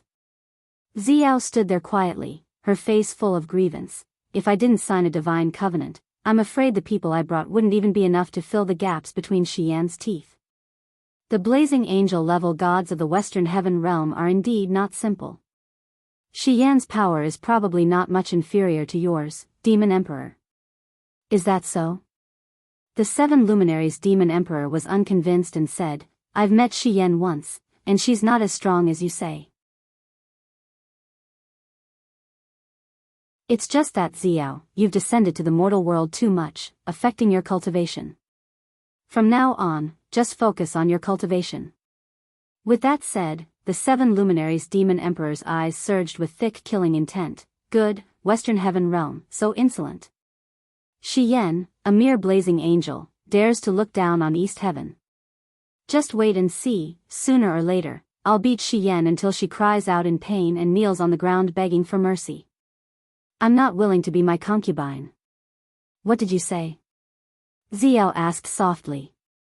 Although her voice was soft, it was full of murderous intent. The 7 Luminaries Demon Emperor's body trembled. No, nothing. Didn't I say it? I'm not willing even if she wants to be my concubine. Xiao snorted lightly. Dream on. Xian has been single for tens of thousands of years since she stepped into the god realm. She's known as the #1 goddess of the Western Heaven Realm. With your looks, you still want to take her as a concubine? Humph, you should wait for you to ascend and try. You is much more handsome than you. You, the 7 Luminaries Demon Emperor was filled with grief and indignation. Are you even one of my people? Your elbow is almost touching the root of your thigh. Besides, that's just a superficial appearance. With my graceful temperament, I don't believe that Xian won't look at me. Unless you use the 7 Glorious Stars transformation to hit her, I don't think she will necessarily look at you. Xiao said indifferently. The 7 Luminaries Demon Emperor didn't care much about it. He rubbed his nose and said, I'm afraid that next will be trouble for that brat you. After signing the divine pact, we can't even send a divine oracle to you. Even if his telekinesis penetrates the plane, we might not be able to receive it. Whether the Shattered Cauldron Realm can escape this calamity depends on you, Feng Jixing, Qin Yin, and Tang Xiaoxi. Don't worry. Xiao smiled slightly. This is also Yu's cultivation. This is the test of fate. If he can't pass this, how can he become the supreme ruler of the god realm? Yes. Unknown alternate world. The dark land was barren. Only a little starlight shone down from the sky. The ground was full of barren wreckage. It was hard to tell whether it was the bones of animals or humans. Even the wild grass was black. It was probably because it hadn't been exposed to sunlight for a long time. Boom. Boom. An intense shock came. A 4-legged beast about 20 meters tall stepped over the barren mountain ridge. Its roar shocked the surroundings. This was a dog beast. It looked like a vicious dog, but its body was surrounded by layers of rocks. It was probably only in such a dangerous environment that such an ugly, clumsy beast could appear. The dog beast howled angrily. Probably because it had been hungry for too long, it opened its mouth and bit a fiery red rock. However, its luck was obviously not good. One of its teeth was directly knocked out. Woo-woo, the dog beast retreated a few steps. Suddenly, the sound of rushing wind came. Pooh! A steel arrow as thick as an arm directly penetrated the dog beast's head and shot out from its lower jaw. Instantly, the huge beast collapsed. Its skin burst open, revealing the stinking internal organs and blood. In the sky, a person was flying in the wind. Under the starlight, he frowned. Damn, another pile of smelly meat. How unlucky. Is there only one piece of fresh meat in the banished land?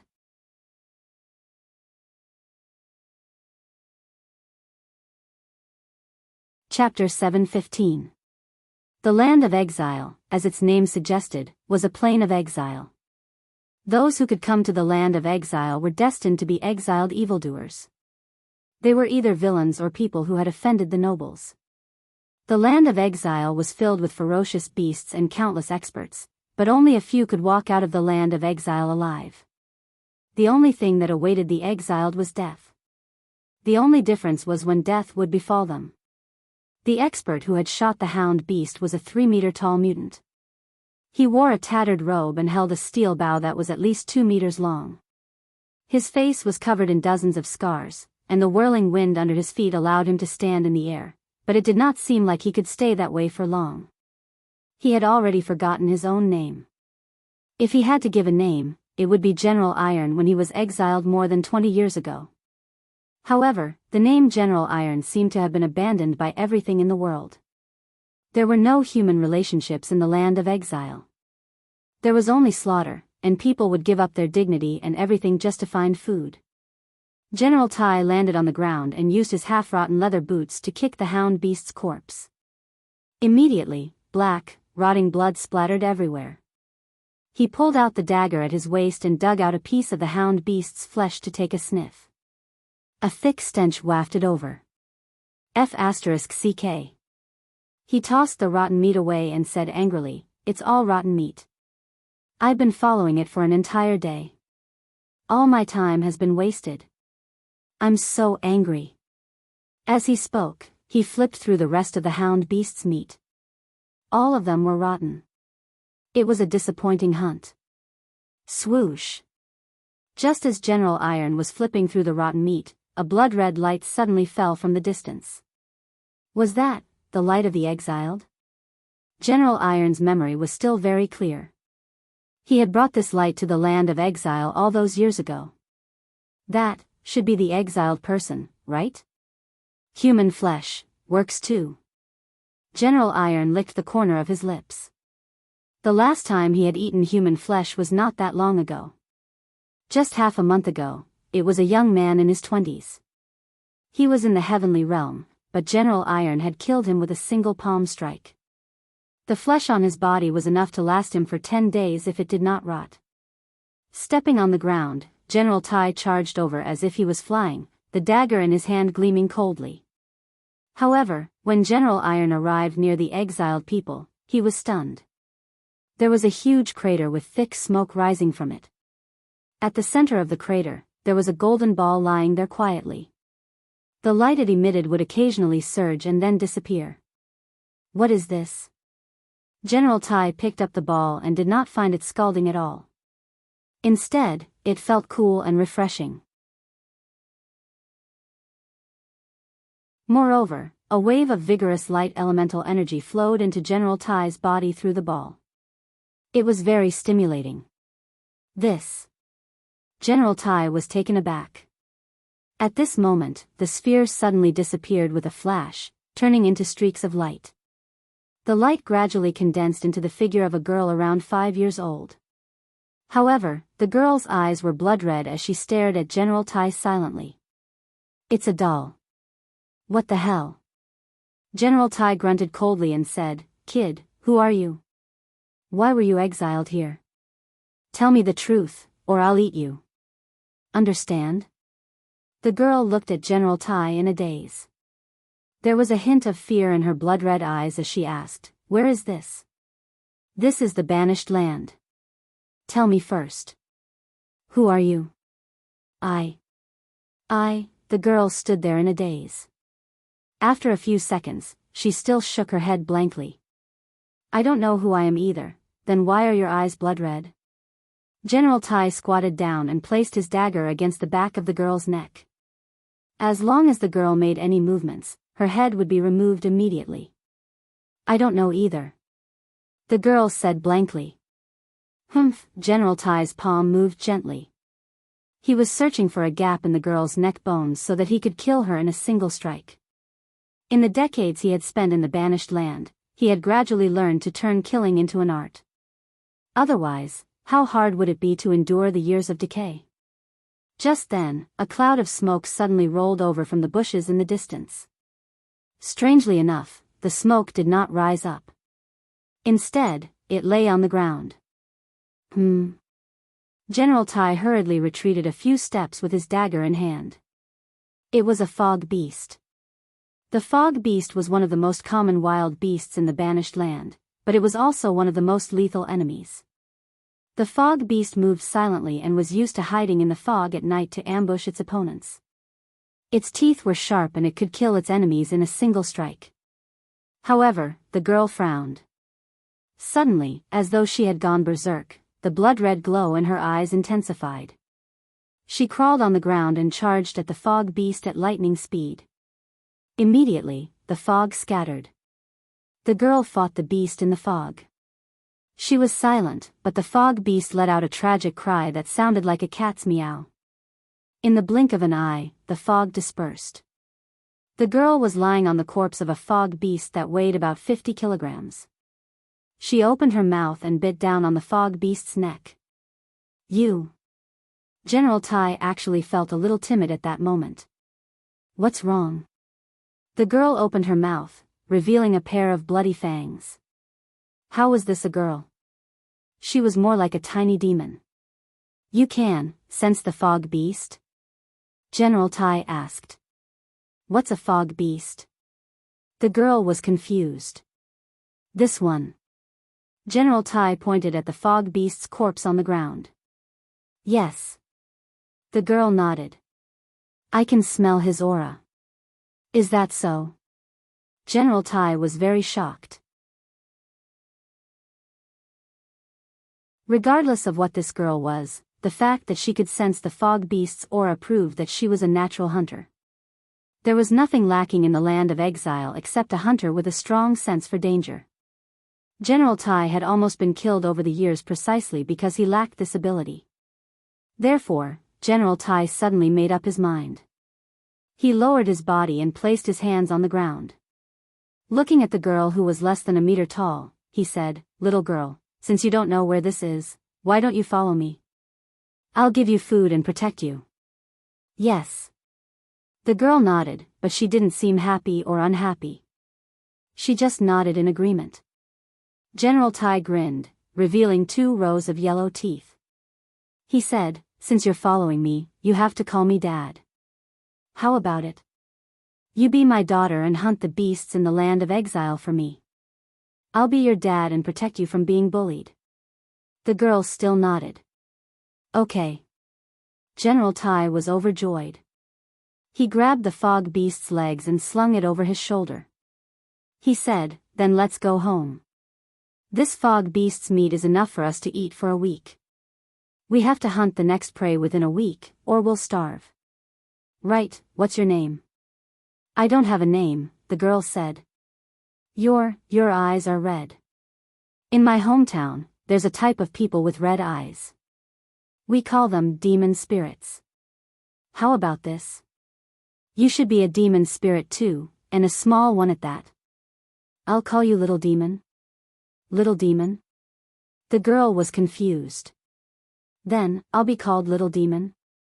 Yes, your name will be Little Demon. I have a name. The girl finally revealed a hint of joy. Yes, you have a name. Let's go home now.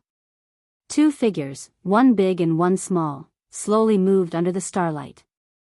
The land of exile was very vast. It was said that no one had ever reached the end. No one knew what was at the end of the land of exile, but one thing was for sure. Every inch of the land of exile had an owner, also known as a lord. If one wanted to become the owner of a piece of land, they had to kill the previous owner, and then, most of the time, they would be eaten. The land of exile didn't grow food. Almost all the food came from the exiles who fell from the sky, as well as the evil beasts that lived there. However, most of the evil beasts in the land of exile were very strong and hard to deal with. Smart people would rather provoke their own kind than wild beasts. General Tai's territory wasn't big. It was less than 5 kilometers wide. Beyond that was a dangerous region, so General Tai only hunted invaders in his own territory. Because his territory was too small, it was normal for General Tai to not be able to hunt for food for half a month. Now that he had this little demon, General Tai couldn't help but feel happy. With Little Demon's help, hunting wild beasts shouldn't be a problem. If Little Demon could easily kill a fog beast, then killing other wild beasts shouldn't be too difficult. Even if he couldn't kill them, General Tai wouldn't suffer any losses. Plus, he could eat the fresh meat of a girl. In the small cave, General Tai lived a life of barbecuing meat. However, he only cut off a small portion of the fog beast's hind leg. It weighed about 2 kilograms. He ate 2 kilograms, and Little Demon ate half a kilogram. That should be enough. Looking at her small body, she shouldn't be able to eat much. Before long, the fragrance of meat wafted out. The girl sat on the meadow and finally snapped out of her reverie. She immediately looked straight at the roasted meat on the wooden stick. She didn't say a word and only looked at it calmly. The corner of her mouth revealed a cute fong, as though General Tai would fly into a rage if he didn't give him food. "Are you hungry?" General Tai asked with a smile. "Yes." The girl replied emotionlessly. "Come, eat." General Tai cut off a piece of meat. The girl finished it in 2 or 3 bites and didn't find it too hot. "It can't be." General Tai was dumbfounded. He cut off another piece of meat and the girl finished it in 2 or 3 bites. Therefore, General Tai ate less than half a kilogram of meat out of the 5 kilograms. He had no choice but to change his plans. Given the Little Demon's appetite, he had to kill a new prey within 3 days or he would starve. Starlight shone on the edge of the cave as the bonfire flickered its last bit of light. The Little Demon fell into a deep sleep on the meadow. General Tai held a dagger in his hand and sharpened a sturdy wooden stick into an arrow. As he did so, he glared coldly at the girl.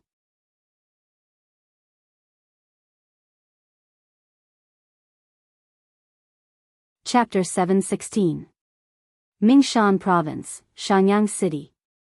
This city, known as the trade center of the South, had regained its prosperity after several years of recuperation. Merchants and travelers were as numerous as the clouds and pedestrians weaved in and out. Within the city, merchant guilds, restaurants, grain stores, blacksmiths, and so on had been built. Moreover, Qin Yin's policy of subduing the world by force had been continued. Just within Shenyang City alone, there were 7 sacred temples for martial artists to reside in. To the north of the city stood a towering camp that stretched for 10 miles. This was the Mingshan army that guarded Mingshan province. This Mingshan army was formed from the 55,000 troops of Qihai province that Xiang Yu had once commanded. Together with the recruits from the province, there was an army of 100,000 people. With these 100,000 people, it was enough to guard the southern border of the empire. The camp was adjacent to a mansion with green tiles and white walls. This was Duke of Southern Residence, where Xiang Yu lived. It was early spring, and the weather in the south was slightly warmer. The dozen or so peach trees in the courtyard were all in full bloom, and in the center of the courtyard, Xiang Yu stood there majestically, spear in hand. Golden air swirled around him. He was trying to break through to the 19th layer of heavenly abode, but it didn't seem to be going well. His brows were tightly furrowed, and his face was covered in sweat. "Husband." A figure walked over from the hall. It was Tang Wei, holding a towel. She was now a beautiful middle-aged woman, and the passage of time hadn't taken away her beauty. Instead, it added a bit of mature charm to her. She helped Xiang Yu wipe the sweat off his face and said, "Don't work too hard. If you can't break through today, then wait until tomorrow." Xiang Yu took a deep breath, and continued to show tenderness on his face. "Little Wei, thank you. You're too courteous." Tang Wei giggled. She wet the towel in the basin carried by a maid, wrung it out, and gave it back to Xiang Yu. "Have you heard that Lin Muyu and Xiao Shi went to Demon Subduing Pass?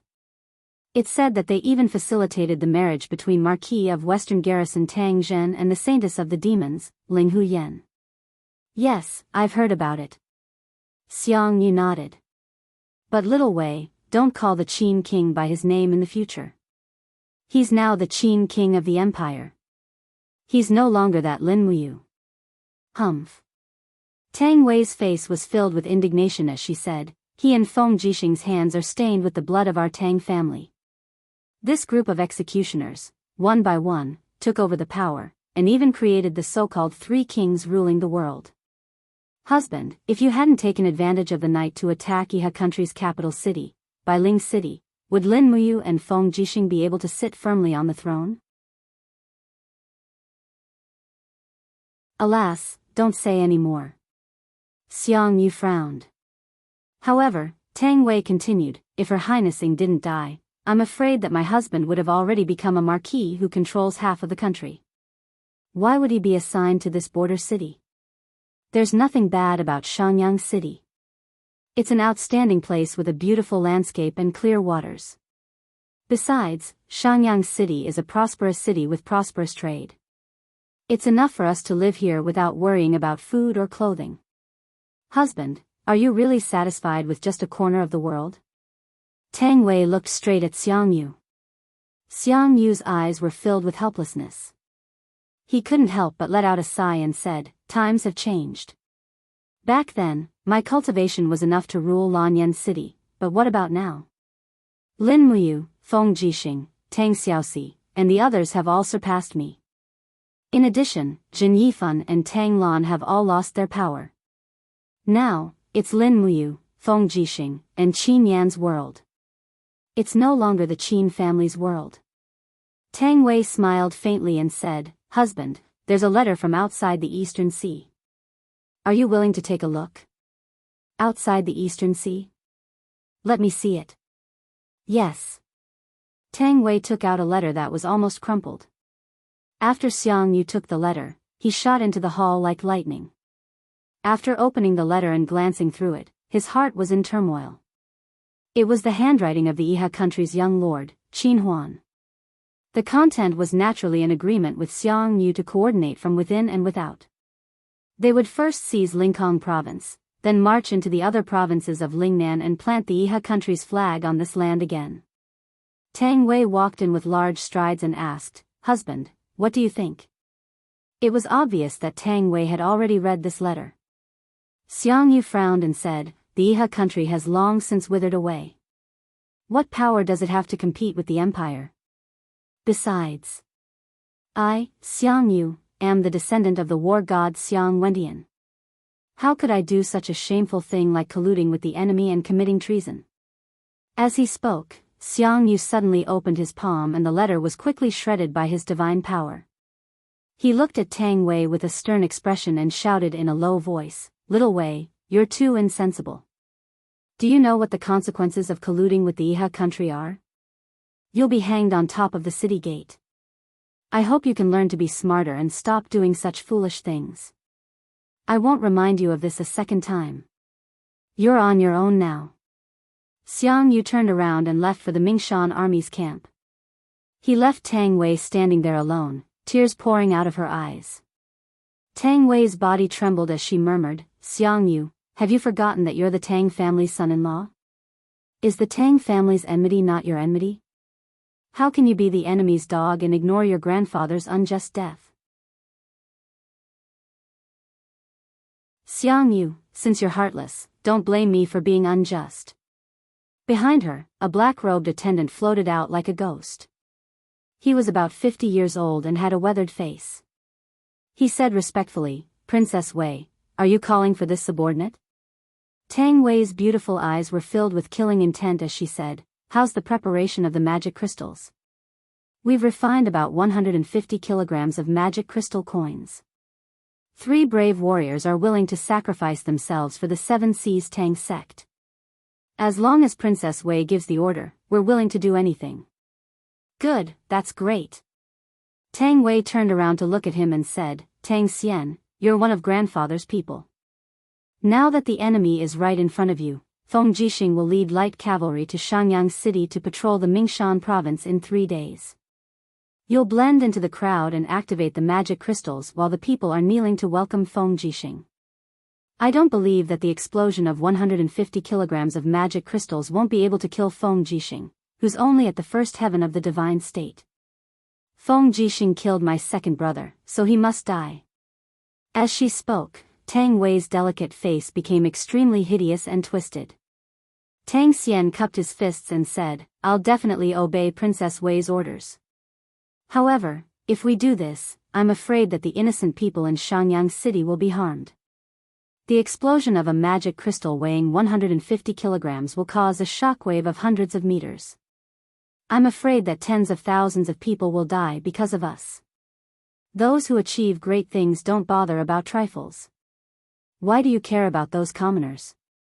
Tang Wei said coldly, you just need to kill Feng Jixing. Once Feng Jixing dies, Lin Muyu will definitely vent her anger on the Mingshan province. Humph. I'll see if Xiang Yu will rebel or not. Tang Xian nodded. I'll do as you say. He wanted to say something but stopped. Do you have anything else to say? Tang Wei asked. Tang Xian looked straight at her and said, I've followed Duke Lan for many years and have long regarded him as my father. As for you, I've been watching you since the day Princess Wei was born. Princess, I have something to say, but I don't know if I should say it. Say it. Using our strength to go against Prince Qin and Prince Xian's strength is no different from striking a rock with an egg. Princess Wei, you can imagine Princess Shi. She's now the princess of the supporting nation and maintains the relationship between the demon race, the savage tribe, and the empire. She can be said to be the mainstay of the empire and is loved by the people. Why can Princess Shi let go of her hatred but Princess Wei can't? Because Xiao Shi isn't a member of the Tang clan. Tang Wei's expression became very resentful and said, Grandfather is dead, but Xiao Shi can sit by and do nothing. How can she be considered a member of the Tang clan? Tang Xian was stunned and said, in order to help Duke Lan take revenge, Princess Shi killed Empress Qin Yin. Is this considered sitting by and doing nothing? But she allowed Feng Jixing and Lin Muyu to wantonly occupy the throne. What does this mean? Feng Jixing and Lin Muyu were personally conferred the title of the four heroes of Lanyan by the late Emperor Qin Jin. Lin Muyu was even treated by Qin Jin as his own daughter. As Qin Yin's elder brother, why can't he take over the throne on her behalf? Princess Wei, you're also a member of the Tang clan's bloodline. I'm truly unwilling to see this line of bloodline come to an end of mutual destruction. As he spoke, Tang Xian slowly knelt down and said, this is all this old general has to say. But as long as Princess Wei wants old general to kill Feng Jixing, old general will definitely disregard my life and do it. This is the favor I owe Duke Lan. Tang Wei's delicate body trembled, and she lowered her body to help Tang Xian up and said, Uncle Tang Xian, little Wei only requests that you kill Feng Jixing this time and take revenge for Tang Lu. As long as Feng Jixing is dead, the Tang clan will have a new chance to take a turn for the better. Yes, old general obeys. Tang Xian stood up, and his eyes were filled with despair. His back view that turned around and left looked especially aged. Regardless of whether he succeeded or not, he would definitely not be able to return once he left. Swish! The arrow that was carved from hardwood flew past the back of the Radiance Beast. The arrowhead wasn't sharp enough and was actually unable to penetrate the back of the Radiance Beast that was covered in thick armor and thorns. Little Yao, hurry up and attack. Kill it, and it will be our next food. Holding the longbow, General Tai rapidly retreated, increasing the distance between him and the Radiance Beast. Roar! Roar! The Radiance Beast roared angrily because it was attacked. The thorns on its body stood up, and it bared its teeth as it pounced over. This kind of Radiance Beast was very common in the land of exile. Its skin was very hard, and ordinary blades and swords wouldn't be able to pierce through it. What was more troublesome was that the Radiance Beast's body was covered in thick thorns that were abnormally sharp. Furthermore, these thorns carried venom. Therefore, the majority of the wild beasts that fought with the Radiance Beast would still die from poison even if they could kill it. Although the Radiance Beast was terrifying, the freshness of its meat was rare in the entire land of exile. It was the most delicious when cooked into soup. SSS, the girl crawled in the grass. Her pair of beautiful blood-colored pupils were filled with hostility. Suddenly, she charged forward. With a loud bang, her beautiful face almost slid across the ground, directly knocking the Radiance Beast upside down. The Radiance Beast's abdomen was soft and tender, so it didn't have any prickles. Before the Radiance Beast could react, the girl spread open her 5 fingers, and a dense blood-colored aura directly tore open the Radiance Beast's abdomen, almost tearing out its intestines. Roar! The Radiance Beast struggled and roared. Its huge body suddenly flipped over, and its sharp claws swept across, instantly leaving behind stab wounds on the girl's cheeks and shoulders.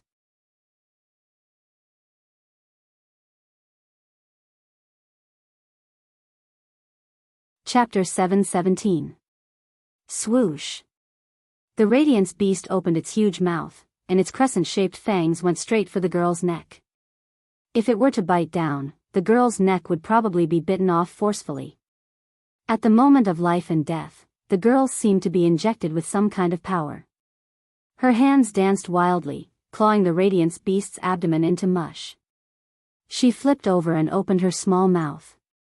Her fangs glowed with a blood-red light as she bit down heavily on the Radiance Beast's neck, tearing off a piece of flesh. Then, she quickly took a second bite. Just like that, bite after bite continued until the Radiance Beast's throat was bitten into mush. Meanwhile, the girl was already covered in blood, looking battered and exhausted. The Radiance Beast lay quietly on the ground, losing all signs of life. At this moment, its greatest value was nothing more than 100 kilograms of meat. To everyone in the land of exile, this was an extreme delicacy. Russell, General Tai held his longbow and walked forward. His gaze landed on the Radiance Beast and said, "Little Yao, well done. You actually managed to kill this Radiance Beast. Father is very gratified." The girl's body was a little frail. The wound on her neck that was pierced by the prickles was gradually turning black. That was the result of the Radiance Beast's venom invading her body. She trembled slightly and looked at General Tai without saying a word. General Tai raised his hand and grabbed the Radiance Beast's thornless tail. He dragged it backward and patted the girl's head. "Let's go. Father will make you a delicious Radiance Beast soup when we get back." This time, the girl nodded. She understood General Tai's words. Just like that, General Tai dragged the Radiance Beast's corpse and walked in front while the girl followed behind. Her body trembled with every step. Her stamina seemed to have reached its limit. General Tai didn't even turn his head and kept walking forward. Bang! A few minutes later, there was a loud sound and a flower of blood bloomed on General Tai's shoulder. That was a wound caused by an iron marble. Immediately, the Radiance Beast in his hand fell to the ground. General Tai slumped to the ground and looked at a figure walking over from afar. This person held a pitch-black iron rod in his hand. One end was still emitting green smoke. The corner of his mouth curled up, revealing an evil smile. "Yo, isn't this General Tai? What, your body of steel was actually pierced through by my elemental spear, ha ha ha." He looked to be around 40 years old, and his face was fierce-looking. After walking forward, he raised his hand and grabbed the corpse of the Radiance Beast, saying, "TSK TSK, so it's a Radiance Beast. Not bad, not bad. Oh, what a pity, General Tai. You won't be able to eat this Radiance Beast, but you're very lucky. After I finish eating this Radiance Beast, your flesh will become my next meal." General Iron's face was pale as he gnashed his teeth and said, "Black Fiend, I've never invaded your territory." "Why? Why did you trespass into my territory?" "You. What are you talking about?" Black Spear smirked coldly. He raised the elemental spear in his hand and pointed the pitch-black muzzle at General Tai's head. Streams of lightning energy gathered in the butt of the spear from his arm before being stored in the bullet. He said, "This is the land of exile, not anyone's territory. Have you forgotten the rules of the land of exile? Never be careless. You were careless just now. To think that you didn't notice my arrival. Ha ha ha ha." General Tai knew that his death was imminent, so he could only place all his hopes on someone else. He said in a low voice, "Little Yao, he's trying to kill father. Hurry. Kill him. What? Black Spear turned to look at the girl and could not help but laugh out loud. General Tai, I didn't expect you to have fallen to such a state. What else can this little girl do other than being a stew or two? However, Black Spear's pupils suddenly constricted in the next moment. The girl had suddenly disappeared, and in the next moment, he felt a sharp pain on his neck. He hurriedly swung his spear to attack the girl who was pouncing on his chest. However, it was too late. When the girl raised her head, she was biting a large piece of flesh on Black Spear's neck, causing blood to splatter. Rustle, rustle, rustle, Black Spear stumbled a few steps back and fell to the ground. His body twitched continuously. He had actually been killed by the girl. Well done. Well done. Ha ha ha ha, General Tai stood up in a wretched manner. He grabbed the Radiance Beast's tail with one hand and Black Spear's ankle with the other. Even though he was injured, he still dragged the two prey back to his lair with great difficulty. The girl watched on in a daze. She did not seem to understand why this father of hers had to drag Black Spear's corpse home. Night fell.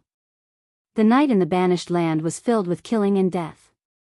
Therefore, unless one possessed extraordinary strength, they would not be willing to go out to hunt at night. Clearly, General Tai was not someone who was confident in his own strength. A charred iron pot was propped over the bonfire, and the water inside gurgled. General Tai had cut 5 kilograms of the Radiance Beast's meat and placed it into the pot. There was no seasoning, but it was definitely an incomparably delicious meal. However, to General Tai's surprise, the girl only ate a small piece of the Radiance Beast's meat and stopped eating. She lay curled up on the meadow as black blood seeped out from the wounds on her neck and shoulder. The Radiance Beast's venom was taking effect. Her body twitched violently and trembled. This was the result of hunting the Radiance Beast. General Tai gulped down the meat as he turned to look at the girl. He could not help but frown as he thought to himself, it can't be that she's finished so quickly, right? Humph. If that's the case, I'll have to find a new assistant. It was not until the next morning that the girl finally woke up. The black blood on her neck had been replaced by fresh red blood. She sat up timidly and stuck out her tongue to lick her palm. Then, she covered her wound with her palm. As if by instinct, a miraculous scene happened. The bleeding from her wound stopped very quickly. Her saliva seemed to have extraordinary uses, and General Tai, who was in a deep sleep, did not seem to notice this at all. When it was close to noon, General Tai finally woke up. He took out the iron marble that had been shot into his shoulder by the elemental spear. After using a cotton cloth to staunch the bleeding, he simply bandaged the wound. In the banished land, the word medical treatment was very unfamiliar. It was fine as long as one did not die. There was no way to talk about healing injuries. On the other hand, the girl's appetite seemed to have grown a lot. She had eaten close to 2.5 kilograms of the Radiance Beast's meat for lunch. General Tai frowned. At this rate, he would have to go out hunting again soon. He took out his dagger and dug out a large piece of meat from the leg of Black Spear's corpse. He mixed it with the Radiance Beast's meat and tossed it into the pot to continue cooking. If one wanted to survive in the banished land, one had to conserve one's stamina. Only then would one be able to survive the upcoming battles. This was the law of survival in the banished land, and General Tai understood it very well. After a night, the girl's injuries were almost completely healed. What surprised General Tai the most was that the girl seemed to have grown a lot. Her height had increased by at least 3 to 5 centimeters.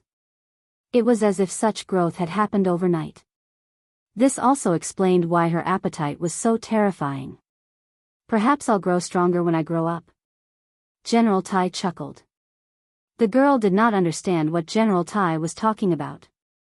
She only continued to eat the meat in her bowl and picked out Black Spear's flesh one by one. She only ate the Radiance Beast's meat and did not seem too interested in human flesh. General Tai looked displeased. Thankfully, he was not a picky eater. Black Spear was an old enemy. Eating his flesh gave General Tai a strange, twisted sense of pleasure.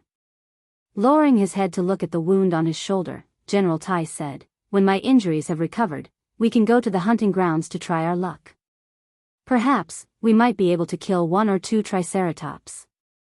Of course, the girl did not know what a triceratops was. She only asked, Is it delicious?" General Tai laughed out loud. "Delicious, of course it's delicious. However, the triceratops is also very powerful. Its 3rd horn can discharge electricity."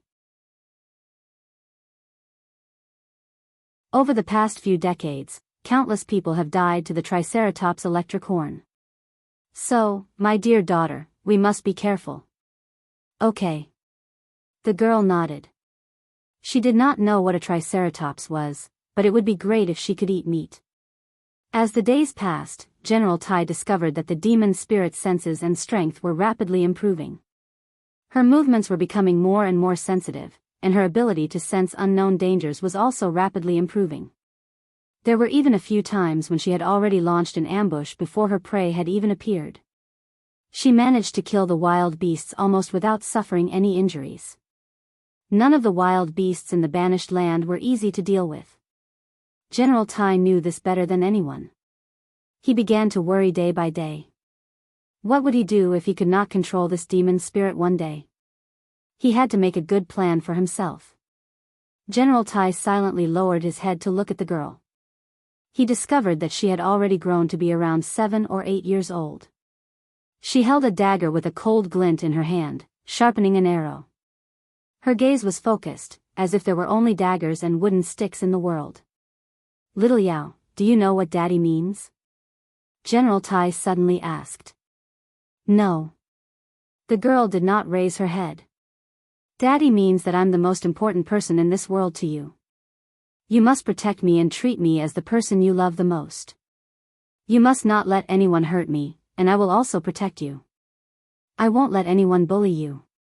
If anyone bullies you, I will kill him. Do you understand now?" General Tai patiently guided her. If anyone bullies me, Daddy will kill him, right?" The girl finally raised her head to look at him. "Yes." General Tai felt gratified. He nodded repeatedly and said, "But first, you must protect Daddy well. Do you understand?" "Okay." The girl lowered her head and continued to carve the wooden stick.